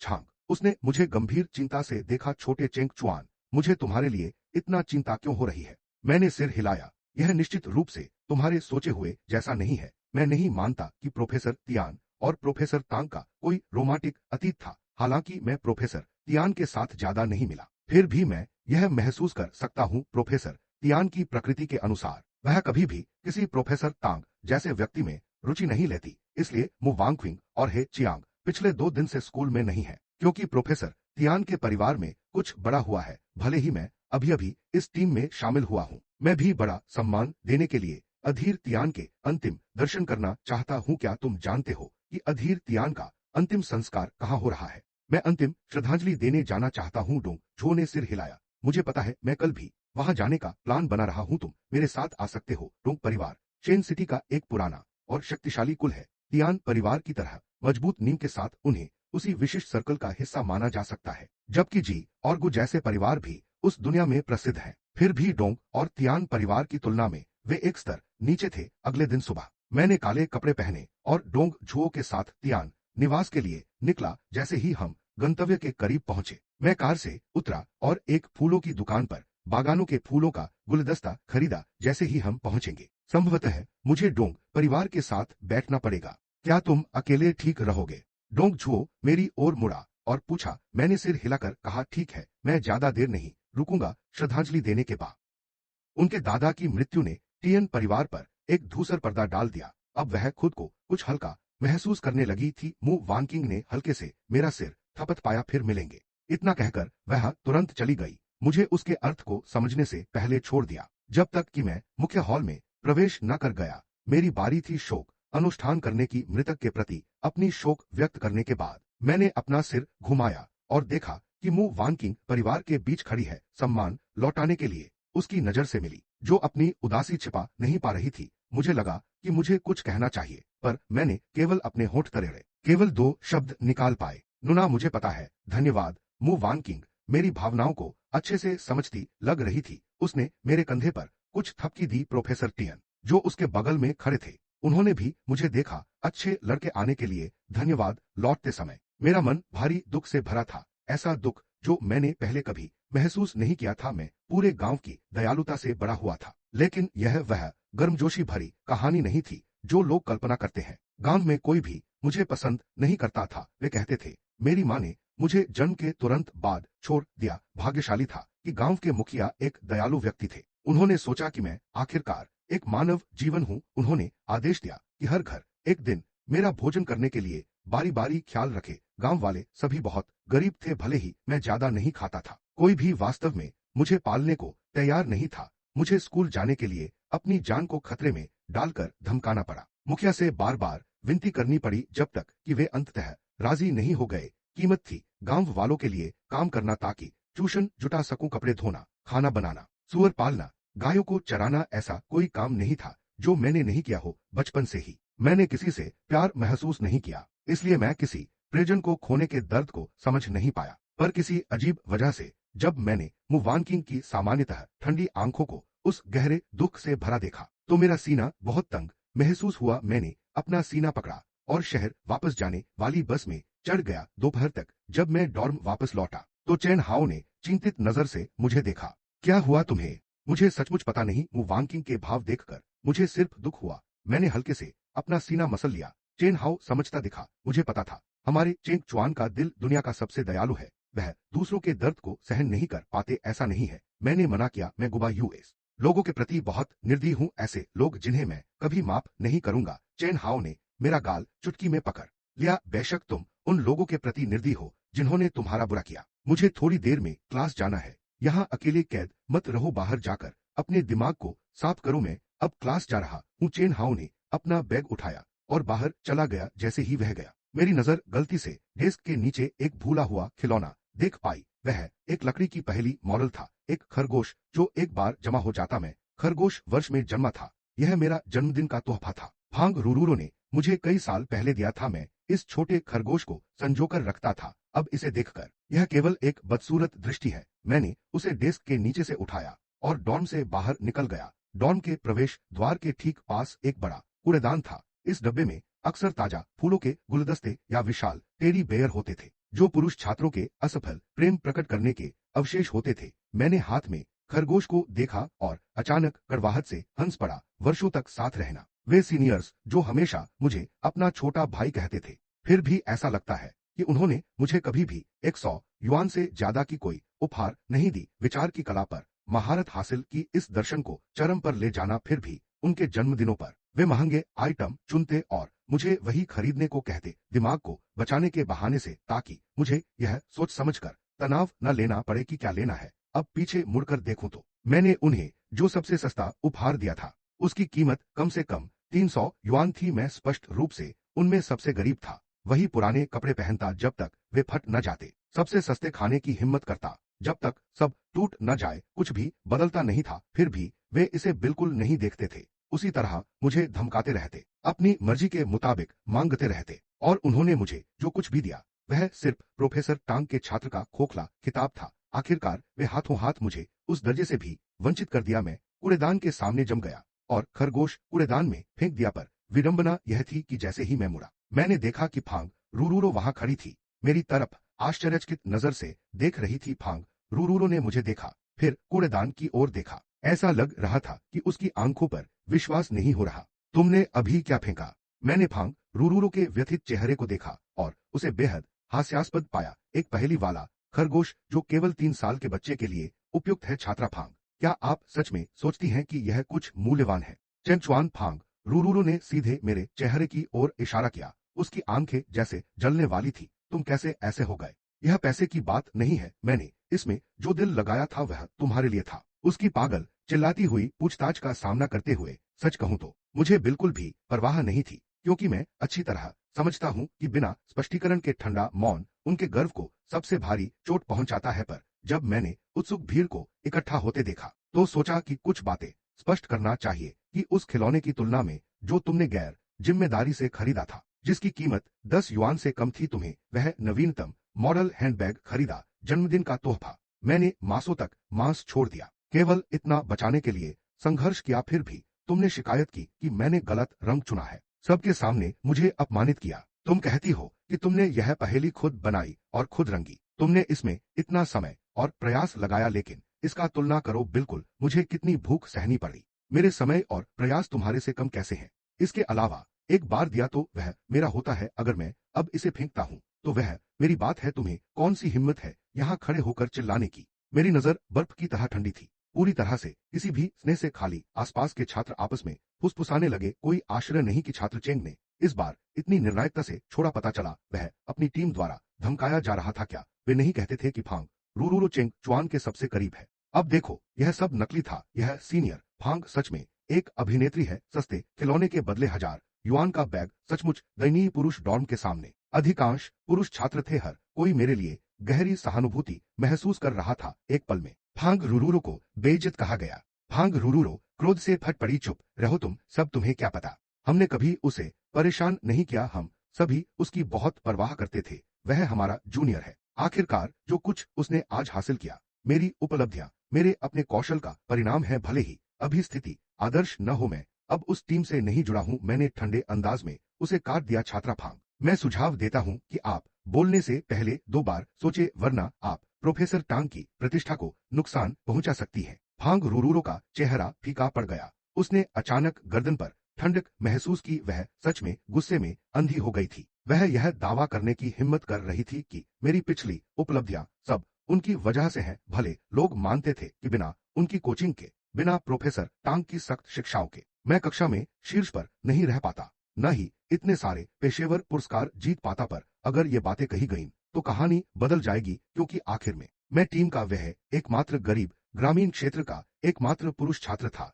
यदि मेरा पीला दुबला स्वरूप न होता, मुझे डर है कि बुरी अफवाहें पहले ही फैल गई होती। तब हर कोई यह शक करने लगता कि क्या प्रोफेसर टांग की प्रतिभा चयन में निष्पक्षता है। फांग रूरूरो को अंतहीन डर और कंपाकंपी महसूस हुई। पर मैंने पहले ही क्रोध में अपने मुट्ठी बंध ली थी। अपनी पिछली जिंदगी में ऐसी अफवाहों ने मुझे तबाह कर दिया था। सभी मुझे निष्ठुर कहने लगे थे। उन अपमानों ने मुझे हद तक धकेल दिया था। फिर भी चाहे वह प्रोफेसर टांग हो या मेरे 5 दयालु वरिष्ठ, कोई भी मेरे लिए न्याय नहीं किया। वे केवल देखते रहे कि दुनिया मुझे गालियां दे और बदनाम करे। जब तक कोई अस्पताल मुझे फिर कभी नौकरी नहीं देता और अब फांग रूरूरो इतने बेहुदा बोल सकती है, वह पुरानी त्रासदी को फिर से जीवित करना चाहती है। उसने कभी सोचा उसकी एक सामान्य बात से मेरी पूरी जिंदगी बर्बाद हो सकती है। उसे क्या अधिकार है यह कहने का कि मेरी सफलता उन्हीं की है। यदि मैं अपने हाथ गंदा करने से डरता नहीं तो मैं उसे 2 थप्पड़ मारने का मन करता। फांग रूरूरो जानती थी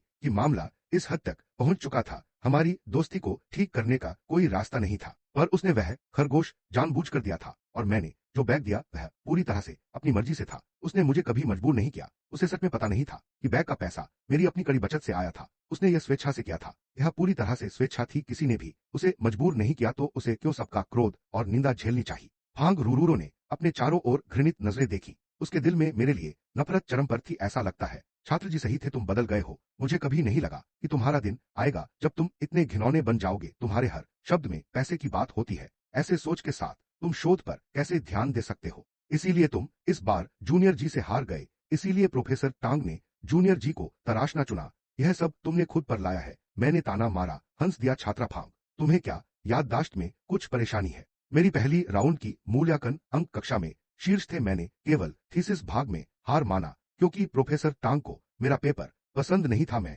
इसे स्वीकार करता हूं। अगर छात्रा फांग कहती है कि मैं इसके हकदार हूं तो ठीक है। इतना कहकर मैंने उससे बहस जारी रखने की सब्र खो दी। मैंने क्रियाशील होकर मुड़कर चल दिया। चेंग चुआन, आज अपने शब्द याद रखो। तुम्हें बाद में पछताना ठीक नहीं होगा। वह देख रहा होगा कि क्या कोई चौथे वर्ष में विषय बदल रहा है, जैसे तुम वास्तव में आसानी से स्नातक हो पाओगे। रूरूरो भीड़ से निकलती हुई निकली। सचमुच दैनी हाल में पास ही एक कोने में छिन याओ ठंडे पसीने में भीग गई। यह याद रखना चाहिए कि आमतौर पर फांग रूरूरो और वह सबसे करीबी थी। फिर भी अब यहाँ तक कि फांग रूरूरो तक मेरे द्वारा इस तरह अपमानित हुई, वह मुझसे मिलने कैसे आ सकती थी? चिन याओ ने हल्के से अपने सीने को थपथ पाया। अचानक ऐसा लगा जैसे खतरनाक स्थिति से निकल गई हो। लगता है चेंग चुआन सिर्फ कोई नहीं जिसे उकसाया जाना चाहिए, बल्कि उसे खुश करने के उपाय खोजने चाहिए ताकि वह अचानक आग बबूला न हो जाए और उसकी सारी उधारी की जबान खोल दे।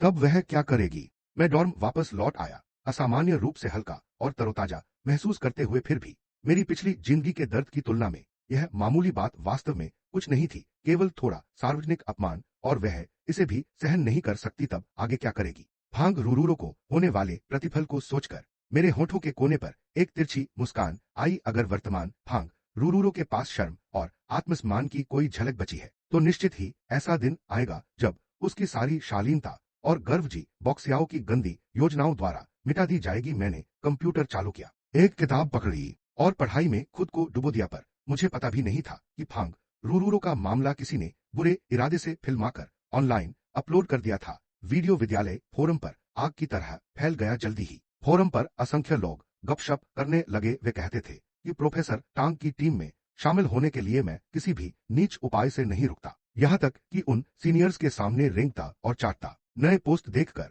जी बॉक्सियाओ बहुत विजी मुस्कान के साथ था। एक बार ये अफवाहें फैल गईं, वह विश्वास नहीं करता था कि मैं फिर से स्कूल में चेहरा दिखाऊंगा। इसके अलावा उसे पूरा विश्वास था कि जब यह सब खुल जाएगा तो वह प्रोफेसर और सीनियर्स को इसमें शामिल किए बिना उनके लिए एक पूर्ण सही छवि बना सकेगा कि वे बिल्कुल न्यायसंगत हैं और कभी पक्षपात नहीं करते। बस इसी तरह टीम में उसकी स्थिति और मजबूत होगी। बाहरी लोग बंद कर देंगे कि वह केवल अपने रूप के कारण शामिल हुआ। वह पूरी तरह से अपनी सच्ची क्षमता पर आधारित था। हालांकि जी बॉक्सियाओ की खुशी ज्यादा दिनों तक नहीं चली। प्रोफेसर टांग अचानक बाहर से अंदर आए। सभी को तुरंत उनसे मिलने के लिए वापस बुलाया। गो बाइवे आंतरिक कक्ष से जल्दी निकली। शेन नियांजिया गू लुकटो उनके पीछे। चिन याओ जो अभी लौटी थी प्रोफेसर टांग के सामने सीधे खड़ी हो गई। जी बॉक्सियाओ चौंक गया, वह भी तेजी से खड़ा हुआ। प्रोफेसर, क्या आपने ऑनलाइन समाचार देखा? गु बाइवे टैबलेट लेकर आई। प्रोफेसर टांग ने ठंडी क्रोध से भौहें तानी। मैंने पहले भी कहा है, यदि वह जाना चाहता है तो जाने दो। तुम्हें उससे बिल्कुल भी संबंध नहीं रखना चाहिए। क्या तुम्हारे पास कोई दिमाग नहीं है? क्यों एक एक करके उसे उकसाते रहते हो? क्या फांग रूरूरो के पास बहुत फुर्सत है उसके सामने जाकर ऐसे अपमानित होना और फिर लोगों को ऑनलाइन वीडियो डालने देना? अगर तुम्हें बैग चाहिए तो अपने पैसे से खरीदो, एक देहाती लड़के से क्यों ले रहे हो? वह पैसा उसकी भूख से आया था। तुम्हारी ईमानदारी कहाँ है? तुम्हारा गर्व कहाँ है? तुम सभी, प्रत्येक एक, अब मेरे सामने कबूल करो, उसने तुम्हें पहले क्या दिया है? सब एकत्र करो और तुरंत उसे वापस करो, जो भी तुम्हारा ऋण है उसे पूरा चुका दो। प्रोफेसर टांग का क्रोध क्षेत्रीय हमले की तरह था, यहाँ तक कि जी बॉक्सियाओ भी उससे बच नहीं पाया। उसे अपनी नाक पर उंगली दिखाकर चेतावनी दी गई, और तुम भी अच्छी तरह याद रखना, मैं कभी भी दूषित चरित्र वाले छात्रों को स्वीकार नहीं करूंगा, चाहे तुम्हारे पेशेवर अंक कितने भी अच्छे क्यों न हो। मैं तुम्हें तिरस्कार करूंगा और अनदेखा करूंगा। चिंग चुआन की थीसिस तुम्हारी से कम नहीं थी, वह उस घटना के कारण था जिसमें उसने तुम्हें गंदा किया। इसलिए मैंने सोचा कि वह नैतिक रूप से भ्रष्ट है। अगर मुझे पता चला कि तुम भी उसी तरह हो, गंदे षड्यंत्रों से भरे दिल के साथ, तो मुझे अपनी दोस्ती को नजरअंदाज करने का दोष मत दो। वह तुम्हें तुरंत टीम से निकाल देगा। जी बॉक्सियाओ ने सिर झुकाया। हाँ, मैं समझता हूँ प्रोफेसर, मैं कभी भी स्कूल नियमों का उल्लंघन नहीं करूंगा, न ही कोई अनैतिक या गैरकानूनी काम करूंगा। फांग रूरूरो कहाँ है? वह अभी तक क्यों नहीं आई? उसे बुलाओ और तुरंत यहाँ आने के लिए कहो। प्रोफेसर टांग ने अपनी कॉलर ढीली की। शेन नियांजिया ने उसके लिए जल्दी से एक कुर्सी निकाली। प्रोफेसर टांग कोई ऐसा व्यक्ति है जो अपने सम्मान और छवि को बहुत महत्व देता है। वह कभी भी अपनी प्रतिष्ठा को धब्बा नहीं लगने देगा। अगर कुछ ऐसा होगा जिससे उसकी बहुमूल्य प्रतिष्ठा ठेस पहुंचे, तब जब उसने मुझे टीम में स्वीकार किया, वह इसलिए था क्योंकि उसे पसंद था कि मैं देहात से हूँ, ईमानदार और कर्तव्यपरायण, और मेरे अंक सबसे शीर्ष पर थे। उसे लगा कि ऐसा बच्चा निश्चित रूप से आज्ञाकारी और समझदार होगा और उसे कोई अतिरिक्त परेशानी नहीं देगा। पर सबसे महत्वपूर्ण बात, मैं शर्मीला और शांत था, केवल अपना सिर शोध में डालना जानता था। भले ही मेरी सामाजिक कौशल गो वायु की समूह से बेहतर न हो, मैं कम से कम मेहनती था। मेरे आसपास शोध प्रयोगशाला हमेशा साफ सुथरी रहती थी। पिछले कुछ वर्षों में मैंने कई पुरस्कार प्राप्त किए, बड़े और छोटे दोनों। पुरस्कार राशि भी काफी उदार थी। साथ ही उसने और टीम ने मुझे सहारा देने के लिए जो भत्ता दिया, सच कहूं, यह काफी नहीं होना चाहिए था जिससे मुझे इतनी किफायती जीवन शैली अपनानी पड़े। जब तक कि मेरे हाथ में जो पैसा था वह इन लड़कियों द्वारा मीठे बोलों में खर्च नहीं हो गया। फांग रूरूरो का परिवार भी देहात से है, उसके पास रहने का खर्च ज्यादा नहीं था। भले ही उसे सहायक भत्ता मिलता था, दुनिया देखने के बाद उसकी लालसा बढ़ गई। वह बहुत कुछ चाहती थी, इसलिए आश्चर्य नहीं कि उसने चेंग चुआन पर नजरें गड़ाईं। आखिरकार चेंग चुआन सिर्फ सादा था। तोहफे देने का मामला यह पारस्परिक है, दो पक्षों के बीच एक निष्पक्ष व्यापार। वह बाद में पछतावा कैसे कर सकता है और फिर सामाजिक मीडिया पर ऐसे नाटक करता है? यह सचमुच पूरी तरह से शर्मनाक है। प्रोफेसर टांग के दिल में क्रोध और बढ़ गया। वह चाहता था कि वह लड़की फांग रूरूरो को मौत के घाट उतार दिया जाए। सौभाग्य से फोन खत्म होने के बाद फांग रूरूरो दरवाजा खोलकर अंदर आ गई। प्रोफेसर टांग तक पहुंचने से पहले वह तेजी से आगे बढ़े और उसे जोर से थप्पड़ मारा। तो तुम अब लोगों से पैसे ठगना सीख गई हो? मैंने कभी तुम्हें छात्र क्यों माना? तुम पूरी शिक्षण करियर की शर्मसार हो। प्रोफेसर गु बाइयुए ने प्रोफेसर टांग को रोका जब वे फिर से मारने आने लगे थे। तुम पूरी तरह से रूरूरो को दोष नहीं दे सकते, जो मैं देखता हूँ। यह अभी भी चेंग चुआन की गलती है। उसने वे उपहार स्वेच्छा से दिए थे, किसी ने उसे मजबूर नहीं किया था। अब वह इसे इसलिए उठा रहा है क्योंकि उसे टीम से निकाला गया है, इसलिए वह खफा है। अन्य लोग भी इस बात का समर्थन करने लगे। सीनियर बिल्कुल सही है, अगर वह अभी भी टीम में होता तो वह रूरू को इस तरह के झंझट में कैसे डाल सकता था? शायद वह हमें उपहार देने के लिए भीख मांगता। बिल्कुल बिल्कुल। शेन नियांजिया जल्दी से जोड़ा। हमने देखा कि वह टीम में सबसे छोटा और सबसे धीमा सीखने वाला था, इसलिए हमने हर तरह से उसकी मदद की। हमने उसे हमारे प्रयोगों में शामिल किया, अकादमिक चर्चाएं की और उसके सभी प्रश्नों के जवाब दिए। वह डरता था कि हम मदद करना बंद कर देंगे, इसलिए उसने जोर देकर कहा कि हम वे उपहार स्वीकार करें। हम केवल उसके मन को शांति देने के लिए उन्हें अनिच्छा से स्वीकार करते थे। कौन जानता था कि उसके षड्यंत्र इतने गहरे थे? अब वह उन्हें हथियार बना रहा है ताकि हमारे लिए मुश्किलें खड़ी करे। फांग रूरूरो ने अपना चेहरा ढका और जोर से रोई। उसे याद था पहली बार उसने चेंग चुआन से उपहार लिया था। वह सच में उस मानसिकता के साथ था, पर बाद में भले ही वह इसे स्वीकार नहीं करना चाहती थी, सच्चाई यह थी कि वह चेंग चुआन के पुरस्कार धन की लालची हो गई थी। हालांकि उसे लगभग उतना ही मिला था जितना उसे उसके खर्चे कहीं अधिक थे और उसे घर को पैसे भेजने थे।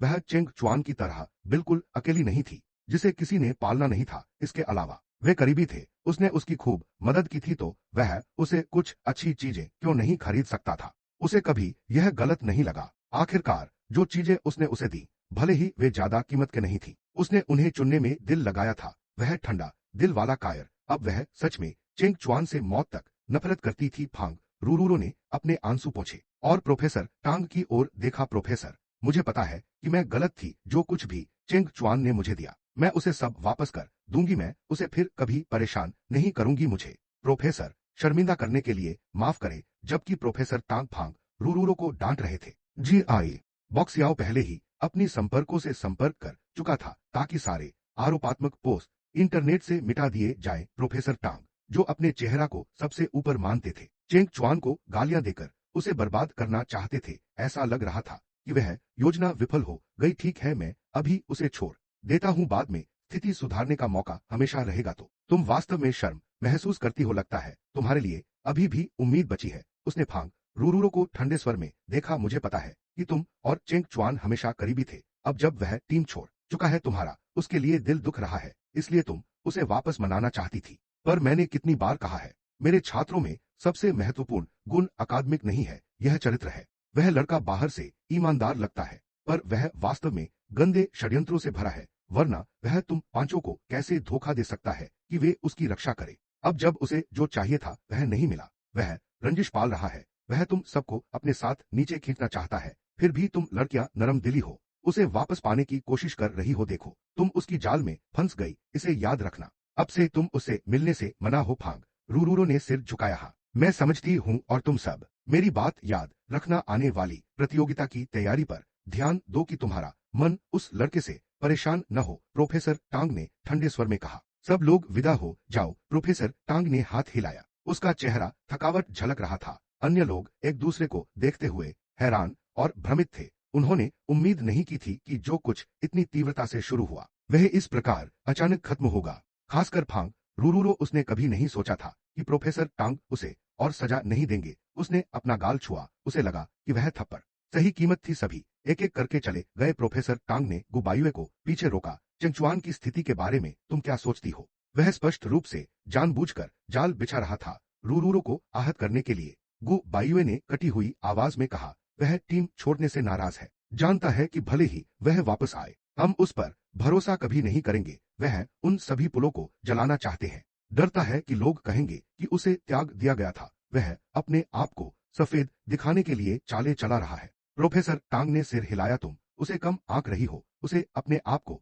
सफेद करने की जरूरत नहीं है। उसे बस मुझसे अधिक ताकतवर संरक्षक ढूंढना है, जो सहपाठियों और शिक्षकों को उसे अलग नजर से देखने के लिए पर्याप्त हो। पर इस पूरे मेडिकल स्कूल में क्या कोई प्रोफेसर है जो तुम्हें पार कर सके? गु बायुए ने हैरानी से पूछा। प्रोफेसर टांग ने हल्की ताना भरी मुस्कान दी। प्रोफेसर टीएन के पीछे मुंह परिवार है। जब तक वह लड़का सफलता पूर्वक स्नातक हो जाता है, अपनी दोहरी डिग्री के दर्जे के साथ, शेंझेन के अस्पताल उसे अपनी पसंद लेने देंगे। बाद में शोध संस्थानों में भी उसे बहुत महत्व दिया जाएगा। गु बायुए ने सिर हिलाया। दोहरी डिग्री पाना?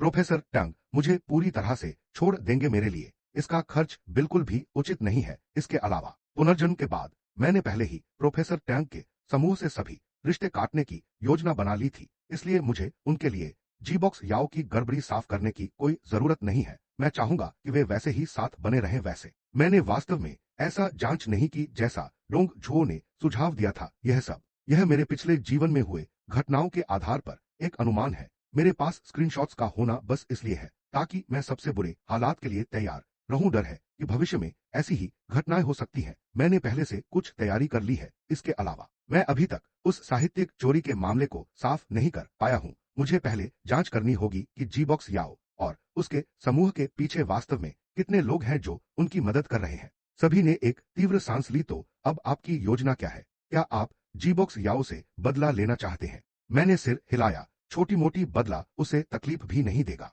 जब तक मेरे पास कुछ ऐसा न हो जो सुनिश्चित करे कि वह फिर कभी उभर न पाए। लेकिन दुर्भाग्यवश मेरे पास वह अभी तक नहीं है, इसलिए हम इसे वैसे ही छोड़ देते हैं। झांग वह अपना गुस्सा रोक नहीं पाया। मैं इस कड़वाहट को बस ऐसे निगल नहीं सकता। अगर कोई मुझसे इस तरह जाल बिछाना चाहे तो मैं उसे पीटूंगा ताकि उसकी अपनी मां भी उसे पहचान न सके। झांग है एक पूर्वोत्तर का लड़का था जो सीधे साधे और बहुत गुस्सैल था। वह अन्याय सहन नहीं कर पाता था। मैंने होंठ सिकोड़कर मुस्कुराया। क्या यहाँ कोई कंप्यूटर विशेषज्ञ है? बेहतर होगा कि कोई असली प्रो हो। बाकी सभी ने बार बार सिर हिलाया। हम मेडिकल स्कूल में हैं। मुझे डर है कि इस पूरे स्कूल में शायद ही कोई कंप्यूटिंग का माहिर हो। यही मैं सोच रहा था। मुझे हमेशा जिज्ञासा होती थी कि जी बॉक्सा ने मेरी थीसिस चोरी कैसे की। बाकी सभी संभावनाओं को खत्म करने के बाद केवल एक ही स्थिति बाकी रहती है। एक आईटी विशेषज्ञ ने मेरी कंप्यूटर में मालवेयर इंस्टॉल किया होगा ताकि मेरे सभी दस्तावेज चुरा सके, खासकर टोरे के फोरम हादसे के बाद। मैं अपने अनुमान को और अधिक पक्का मानता हूं। ठीक है, फिलहाल इसे वहीं छोड़ते हैं, मैं कोई दूसरा उपाय खोजूंगा। जी बॉक्सिया जैसे व्यक्ति से तेजी से निपटना ठीक नहीं है। डोंग झुओ ने मेरा हाथ पकड़कर कहा, जो चाहे करो, हम तुम्हारी बिना शर्त मदद करेंगे। जब तुमने सब सोच लिया हो हमें बता देना। मैं गहरे संतोष के साथ मुस्कुराया, मैं आप सबको कभी नहीं भूलूंगा। दूसरी तरफ कुबैयू और उसका समूह अपनी पार्टी शुरू कर रहा था। कुबैयू ने ये डिनर फिंग रोरो को सांत्वना देने के लिए आयोजित किया था। उसने उत्साह से सभी को बैठने के लिए आमंत्रित किया। जो मन चाहे ऑर्डर करो, शिष्टाचार मत दिखाओ, आज सभी के लिए मेरी तरफ से उपहार है। जी बॉक्सेव खड़ा रहा बिना हिले डुले। वह फिंग रोरो की ओर देखने लगा। बहन रोरो, आज तुमने काफी सहन किया है, चाय पीकर शांत हो जाओ। भंग।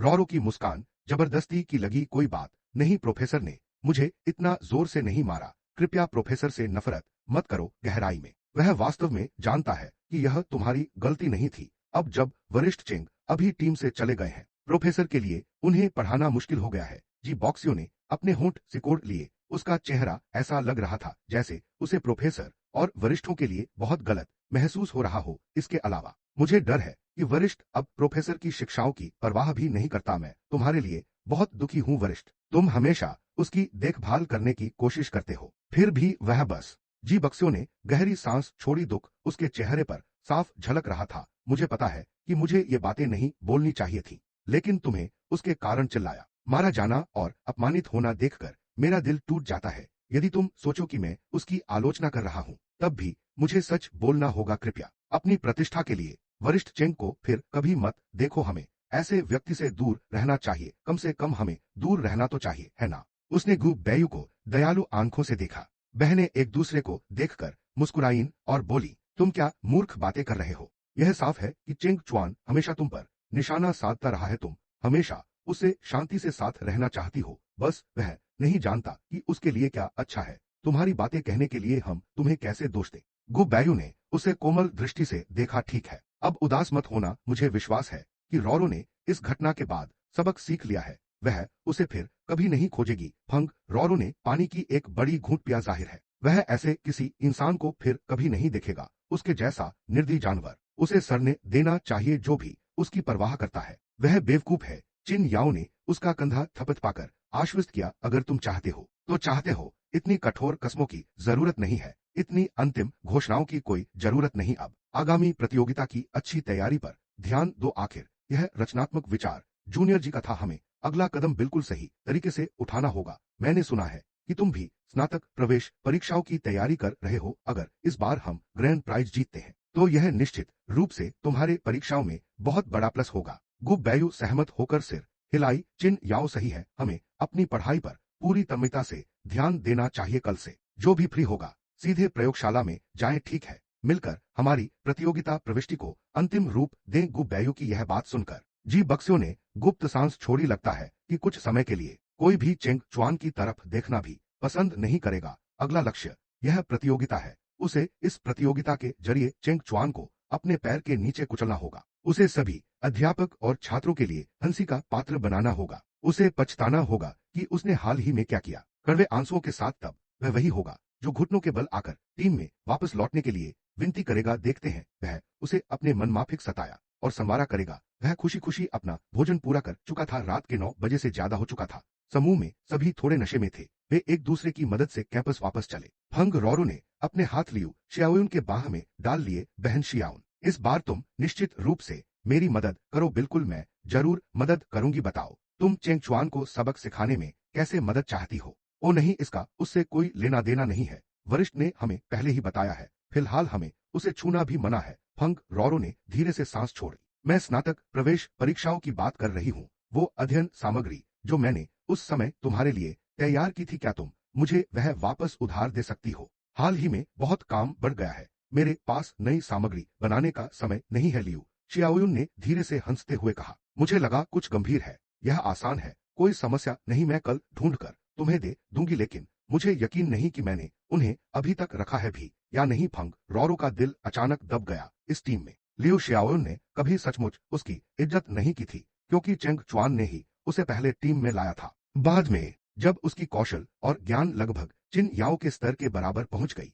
तब भी लियू शियाओयुन का उसके प्रति रवैया केवल थोड़ा सुधरा। अब जब चेंग चुआन चला गया था, उसे सभी के सामने सार्वजनिक रूप से अपमानित किया गया था। अगर उसे सही याद है तो टीम में जुड़ने के बाद ज्यादा समय नहीं बीता था कि लियू शियाओयुन ने वास्तव में मुझे फॉलो करने की कोशिश की थी। हालांकि लियू शियाओयुन ने कहा था कि अब वह मुझसे कोई फर्क नहीं पड़ता। कौन जानता है, क्या वह इसे बहाना बनाकर जानबूझकर उसे मुश्किलों में डालती। फंग रॉरो को अचानक सिहरन हो गई, ठंडा पसीना छूट गया, उसका आधा नशा तुरंत गायब हो गया। और कृपया अपनी पूरी कोशिश करके इन्हें ढूंढना, मैं तुम पर भरोसा करती हूँ बहन शियाओयुन। वास्तव में लियू शियाओयुन ने धीरे से उसका हाथ छुड़ा लिया था। जो सामग्री मैंने तुम्हें दी थी वह तुम्हारे लिए अब शायद उपयोगी भी नहीं रहेगी। आखिरकार वे 1 साल पुरानी अध्ययन सामग्री थी। मेरी जानकारी के अनुसार मेडिकल विश्वविद्यालय में स्नातक परीक्षा का विषय वार्षिक रूप से बदलता रहता है। पुराने सामग्रियों पर भरोसा करने के बजाय तुम्हें बेहतर होगा कि उस जूनियर से कहो कि वह तुम्हारे लिए नया संस्करण तैयार करे। वह फिलहाल प्रोफेसर का पसंदीदा है। इस बार उसने वह मेडिकल नवाचार आइडिया भी दिया था। यह साफ है कि वह मुझसे भी अधिक होशियार है। उसका तैयार किया गया अध्ययन सामग्री निश्चित रूप से जितनी अच्छी होगी उतनी ही अच्छी होगी जितनी मैंने तुम्हें पहले दी थी। सही है, यह बात मेरे दिमाग में ही क्यों नहीं आई। फंग रॉरो की आंखें चमक उठी। फिर मैं कल जूनियर जी से पूछती हूँ, लेकिन वह अभी टीम में नया है और मैं पहले ही उससे मदद मांग रही हूँ। क्या यह ठीक होगा? क्यों नहीं होगा? लियू शियाओयुन ने तिरस्कार भरा चेहरा दिखाकर कहा, तुम पहले भी चेंग चुआन से बहुत कुछ मंगवा चुकी हो, तब क्या तुम शर्मिंदा नहीं होती थी? फंग रॉरो के होंठ हिले और उसने कोई और शब्द नहीं कहा। वे दोनों अपने अपने सोचों के बोझ के साथ सोने चले गए। पलक झपकते ही अगला दिन आ गया। फंग रॉरो ने ज्यादा देरी न करते हुए जी बक्स्यो से मिलने गई। जी बक्स्यो पहले से जानता था कि यह कार्य संभवतः उसके जिम्मे आएगा, क्योंकि वह अभी टीम का इंटर्न असिस्टेंट था, जो सबसे निचला पद था, जिसे एरंड बॉय भी कहा जाता था। उसके मुख्य काम थे दस्तावेज जमा करना, वरिष्ठों की प्रयोगशाला में सहायता करना और प्रयोगशाला उपकरणों का आयोजन करना। इस तरह के काम केवल वह मूर्ख खुशी से करता था। वह यहाँ उनका नौकर बनने नहीं आया था, वह इस एलीट टीम में अपना रिज्यूमे मजबूत करने आया था। लेकिन वह सीधे मना नहीं कर सकता था। जी बक्स्यो खुशी खुशी सिर हिलाकर मान गया। ठीक है वरिष्ठ, बस मुझ पर छोड़ दो, मैं इसे बहुत ध्यान से तैयार करूंगा। फंग रॉरो को उम्मीद नहीं थी कि जी आई बक्स्यो इतनी जल्दी मान जाएगा। वह खुश होकर बोली, मैं तुम्हें जल्द ही मिल्क टी पिलाऊंगी। फंग रॉरो के जाने के बाद जी बक्स्यो ने होंठ दबाते हुए तंज कसा, तुम गरीब, तुम्हें किस तरह की सस्ती मिल्क टी चाहिए? उसका कोई इरादा उन सामग्रियों को खुद कंपाइल करने का नहीं था। वह तुरंत लियू शियाओयुन को ढूंढने चला गया। उसे पता चला था कि चेंग चुआन ने पहले लियू शियाओयुन के लिए परीक्षा की सामग्री तैयार की थी। उसे बस थोड़ा सा मीठा बोलना होगा और वह निश्चित रूप से उसे हासिल कर लेगा। सीनियर तियान के अंतिम संस्कार के 1 सप्ताह बाद वरिष्ठ हे चियांग और वरिष्ठ म्यू वानचेंग स्कूल लौट आए। मैं पूरे हफ्ते कक्षाओं से दूर रहकर हॉस्टल में पढ़ाई कर रहा था। 7 दिनों के बाद मेरे पास काफी सवाल जमा हो गए थे। मैं बस वरिष्ठ हे चियांग और अन्य के लौटने की प्रतीक्षा कर रहा था, ताकि उन्हें पूछ सकूं, लेकिन मैं उन्हें ढूंढ पाता उससे पहले। हे चियांग और म्यू वानचिंग मेरा हॉस्टल के नीचे इंतजार कर रहे थे। वरिष्ठ मैं खुशी से हे चियांग की ओर दौड़ा, फिर म्यू वानचिंग को देखा जो उसके बगल में खड़ी थी। नुना, तुम दोनों वापस आ गए हैं। चियांग ने हाथ बढ़ाकर मेरी माथे को चुटकी ली। बहुत खुश हैं हम। क्या तुम्हें हमारी याद आई? मुझे आई, थोड़ी शर्माते हुए मैंने सच्चाई बताने का फैसला किया। मैंने सच बोला है। चियांग जोर से हंसा, कम से कम तुम्हारे पास हिम्मत है। चलो चलो, हम स्कूल से प्रयोगशाला मिलने की मंजूरी लेकर आए हैं। मैं तुम्हें वहां लेकर चलूंगा। लैब बिल्डिंग लेक्चर हॉल के पीछे थी। केवल वरिष्ठ प्रोफेसर ही टीम का नेतृत्व कर प्रयोगशाला की जगह के लिए आवेदन कर सकते थे। प्रोफेसर टैंग की प्रयोगशाला इस बिल्डिंग की शीर्ष मंजिल पर थी, लेकिन हमारी पहली मंजिल पर थी। यह प्रवेश के तुरंत बाद दिखने वाली पहली जगह है। वानचिंग ने यह स्थान चुना था, कहा। प्रवेश के सबसे नजदीक होने से समय बचता है। हे चियांग डर रहा था कि मैं इसे प्रोफेसर टैंग की लैब से कमतर न समझूं, इसलिए उसने स्पष्टीकरण जोड़ा। वरिष्ठ अभी भी सबसे विचारशील है। मैं ज्यादा नहीं सोचा। पहली मंजिल अच्छी है। खाने की जगह तक जाने वाले कुछ मिनट बचते हैं। हा हा। हे चियांग जोर से हंस पड़ा, तुम्हारा दिमाग हमेशा खाने से भरा क्यों रहता है? मैंने शर्माते हुए मुस्कुराया, क्योंकि मैं बहुत पतला हूं। मैं और स्वादिष्ट खाना खाना चाहता हूं। अगर मैं लेट हो गया तो कैफेटेरिया में अच्छा कुछ नहीं बचा होता। भाई चियांग ने मेरा कमर दबाया, तुम वास्तव में पतले हो। बस अब मेरे साथ चलो, मैं तुम्हें दुनिया के सारे स्वादिष्ट भोजन खिलाऊंगा। मैं गारंटी देता हूं कि तुम 2 महीने में फिर से मोटे हो जाओगे। देखो मेरे शरीर पर कितना मांस है, सच कहूं तो चाहकर भी मैं इसे कम नहीं कर सकता। मैंने हंसने को दबाया। उतना बुरा नहीं है वरिष्ठ, तुम इतने मोटे नहीं हो अधिकतम, तुम बस संतुलित हो। बिल्कुल सही ओ है। वाह तुम्हारा यह छोटा मुंह कितना चापलूस है। मैं अब से बहुत खुश रहूंगा। मुझे रोज म्यू वांचिंग का ठंडा चेहरा देखने की जरूरत नहीं पड़ेगी। हे चियांग ने म्यू वांचिंग को तंज भरे नजरिए से देखा और मुझे दरवाजे से बाहर खींच लिया। हम यहाँ कुछ उपकरण खरीद रहे हैं और इन्हें लगाना है, और यह जगह फाइल कैबिनेट के लिए होगी। यह जगह कार्यक्षेत्र होगी है।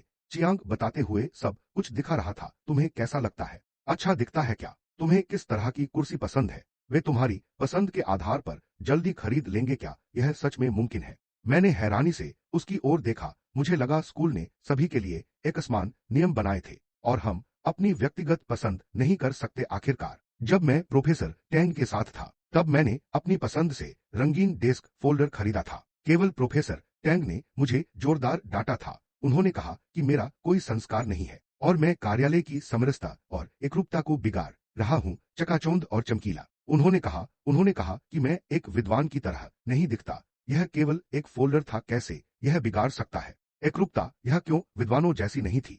अभी भी मैं इसे समझ नहीं पाती है। चियांग ने चलते हुए सिर हिलाया। ऐसा क्यों ना हो, हमें इस जगह को लंबा समय इस्तेमाल करना है। जाहिर है हमें इसे अपनी पसंद से सजाना होगा, नहीं तो हमारा मूड खराब हो जाएगा। म्यू वांचिंग ने कमरे में इधर उधर देखा, फिर फोन पर कॉल करने चली गई। मैं किसी को बुलाती हूँ कि सफाई करे, पहले डेस्क कुर्सी और शेल्फ लगाए। उपकरण दोपहर तक पहुंच जाएगा। जहां तक सजावट की बात है आप दोनों खुद देख लेना है। चियांग फोन पर स्क्रॉल कर रहा था, कुर्सियां और रोजमर्रा की चीजें चुन रहा था। यहाँ आओ और देखो कौन सा स्टाइल अच्छा लगता है। मैंने खोखली निगल ली और अपनी जेब से फोन निकाला। मैं खुद खरीद लूं। यह ठीक है, बस मुझे इनवॉइस देना याद रखना। तुम्हें इसके लिए रीइंबर्स किया जाएगा। हाँ, इसका भी रीइंबर्स मिल सकता है। बेशक यह हमारी टीम का अनुसंधान बजट है। प्रोफेसर तियान ने यह स्कूल से लिए है क्योंकि हमारी टीम में पहले बहुत कम लोग थे। हमारे खर्च भी कम होते थे। हमने सचमुच काफी धन बचा लिया है। यह कहते हुए हे चियांग ने अचानक मुझे देखा। जब तुम प्रोफेसर टैंग की टीम में थे क्या तुमने कभी कोई रीइंबर्स नहीं लिया? यह वास्तव में बहुत हास्यास्पद था। जब मैं प्रोफेसर टैंग की टीम में था वरिष्ठ मुझे वह सब खरीदने का आदेश देते थे जो उन्हें चाहिए था। स्वाभाविक रूप से पैसा मेरे अपने जेब से जाता था, लेकिन किसी ने मुझे कभी नहीं बताया कि ये खर्चे रीइंबर्स हो सकते हैं। मैं एक छोटे शहर से आया बच्चा था, कई बातों को मैं नहीं समझता था। मैंने सोचा कि सभी टीम के खर्च प्रोफेसर टैंग खुद उठाते हैं, इसलिए मैं प्रोफेसर टैंग की बहुत इज्जत करता था और टीम के लिए हमेशा अपने पैसे बचाकर योगदान देता था। अब सोचते हुए मुझे एहसास हुआ कि मैं कितना मूर्ख था। मैं शर्मिंदगी से सिर हिला रहा था। मुझे रीइंबर्स के बारे में पता नहीं था, इसलिए मैंने कभी आवेदन नहीं किया। क्या उन वरिष्ठों ने तुम्हें नहीं बताया? चियांग की आवाज थोड़ा ऊंची हुई। मैं यह विश्वास नहीं करता कि वे नहीं जानते थे कि तुम अपनी जेब से भुगतान कर रहे हो। कुल मिलाकर वे टीम के बजट को बचाना चाहते थे ताकि वे खुद के लिए अधिक रकम रख सके। उनमें से हर एक बाहर से कितना गरिमामय दिखता है, लेकिन अंदर से कचरा है, बिल्कुल उस पुराने प्रोफेसर टैंग की तरह। म्यू वांचिंग चुपचाप देख रही थी, फिर पास वाले कमरे की ओर इशारा किया। सिर्फ अपना काम करो हे। चियांग जीभ बाहर निकालता है, क्या डरना है? मैं सीधे उसके सामने कहता। वह कभी भी अच्छा नहीं था और स्वाभाविक रूप से जिनको उसने प्रशिक्षित किया वे भी बेहतर नहीं थे। वरिष्ठ मैं ठंडे पसीने में था। हे चियांग ने मुड़कर मेरा कंधा थपथ पाया। बेशक हमारा चिंगचुआन सबसे अच्छा है, अगर वह अच्छा नहीं होता तो तुम उस जगह छोड़कर नहीं आते। चलो पहले खाना खाते हैं, फिर दोपहर को वापस आना। म्यू वांचिंग ने एक पल मेरे ऊपर नजर डाली, फिर वह मुड़ी और चली गई। हम तीनों साथ में कैफेटेरिया गए हैं। चियांग ने उदारता से हाथ हिलाया। जो चाहो खाओ, मेरी तरफ से मुझे भुगतान करने दो। वरिष्ठ फिलहाल मेरे पास पैसे की कमी नहीं है। आखिरकार मैंने अभी अभी 110,000 वापस लिए हैं। बिना उन्हें मना किए मैं आगे बढ़ा और व्यंजन चुने। हम जल्दी आ गए थे, इसलिए कैफेटेरिया अभी ज्यादा भीड़ भाड़ नहीं था। मैं सेवा काउंटर पर गया और मुड़कर हे चियांग और म्यू वांचिंग को देखा। वरिष्ठों, क्या कोई ऐसा भोजन है जिसे आप दोनों पसंद नहीं करते? वे दोनों ने सिर हिलाया। बिल्कुल कोई नहीं, जो मन चाहे ऑर्डर करो। हम खास चखने वाले नहीं हैं, बस जो तुम्हें पसंद हो ले लो। जब मैंने ट्रे लेकर खाना लाया तो हे चियांग ने म्यू वांचिंग का हाथ खींच लिया। तुमने मुझे अभी रोका क्यों? यह साफ है कि चिंगचुआन के पास ज्यादा पैसा नहीं है। हम उसके द्वारा खाना खिलाने कैसे मान सकते? बस मुझ पर भरोसा करो। म्यू वांचिंग ने मुझसे दूर देखते हुए कहा। अगर वह खाना खिलाना चाहता है तो खिलाने दो, हम बाद में उसे खाना खिलाकर चुकता कर देंगे। हे चियांग को म्यू वांचिंग की यह बात समझ नहीं आई, लेकिन वह हमेशा समझदार और लोगों की सोच पर पकड़ रखने वाली थी। उसके नेतृत्व का पालन निश्चित रूप से सही कदम था। विश्वविद्यालय की कैफेटेरिया में बड़ी विविधता के साथ व्यंजन थे। मैं हे चियांग और म्यू वांचिंग के स्वाद के बारे में निश्चित नहीं था, इसलिए मैंने प्रत्येक स्टॉल से सबसे लोकप्रिय खाना लिया। जैसे ही कैफेटेरिया के कर्मचारी भोजन को प्लेटों में डाल रहे थे, म्यू वांचिंग और हे चियांग मेरी मदद करने आ गए। हम तीनों ने खिड़की के पास एक जगह बैठी। कुल मिलाकर 6 स्वादिष्ट व्यंजन और एक सूप था। हमने प्रतियोगिता की प्रविष्टि पर चर्चा करते हुए खाना खाया। इससे पहले जल्द ही कैफेटेरिया भीड़ होनी शुरू हो गई। कक्षा खत्म करने वाले छात्र लंच के लिए आने लगे। गुबैयू का समूह उसी समय आया। उनके साथ शेन नंजिया और चिन याओ भी थे। कुल 3। जैसे ही वे आए, उन्होंने हमें खिड़की के पास बैठा देखा। ऐसा हुआ कि म्यू वांचिंग ने कुछ कहा, जिससे मेरे होठों पर हल्की मुस्कान चमकी। गुबैयू ने अपनी भौहें सिकोड़ ली। ऐसा लगा कि उसने मुझे कभी इस तरह नहीं देखा, इसलिए वह सच में जानता है कि मैं इस तरह मुस्कुराता हूँ। उसने इसे पहले क्यों नहीं देखा था। चिन याओ और शेन नंजिया ने भी मुझे नोटिस किया। वह चेंगचुआन वाकई कुछ खास है। ज्यादा समय नहीं हुआ और उसने म्यू वांचिंग को अब लाया भी है। वरिष्ठ, उस समय चेंगचुआन सबसे अधिक आपकी परवाह करता था। हम सभी जानते थे कि वह आपको पसंद करता था। शेन नंजिया ने गुबैयू के लिए न्याय की मांग करते हुए ऐसा चेहरा बनाया। यह कितना नुकसान है कि तुमने उस वक्त उसकी रक्षा की कभी नहीं सोचा था कि वह ऐसा व्यक्ति होगा। वह कैसा व्यक्ति है। डोंगझुओ अचानक शेन यांजिया के रास्ते में खड़ा हो गया। ऐसा छोड़ो, चेंगचुआन ने कभी भी उस वरिष्ठ गु को पसंद नहीं किया, भले ही वह कभी उसे पसंद करता हो। वह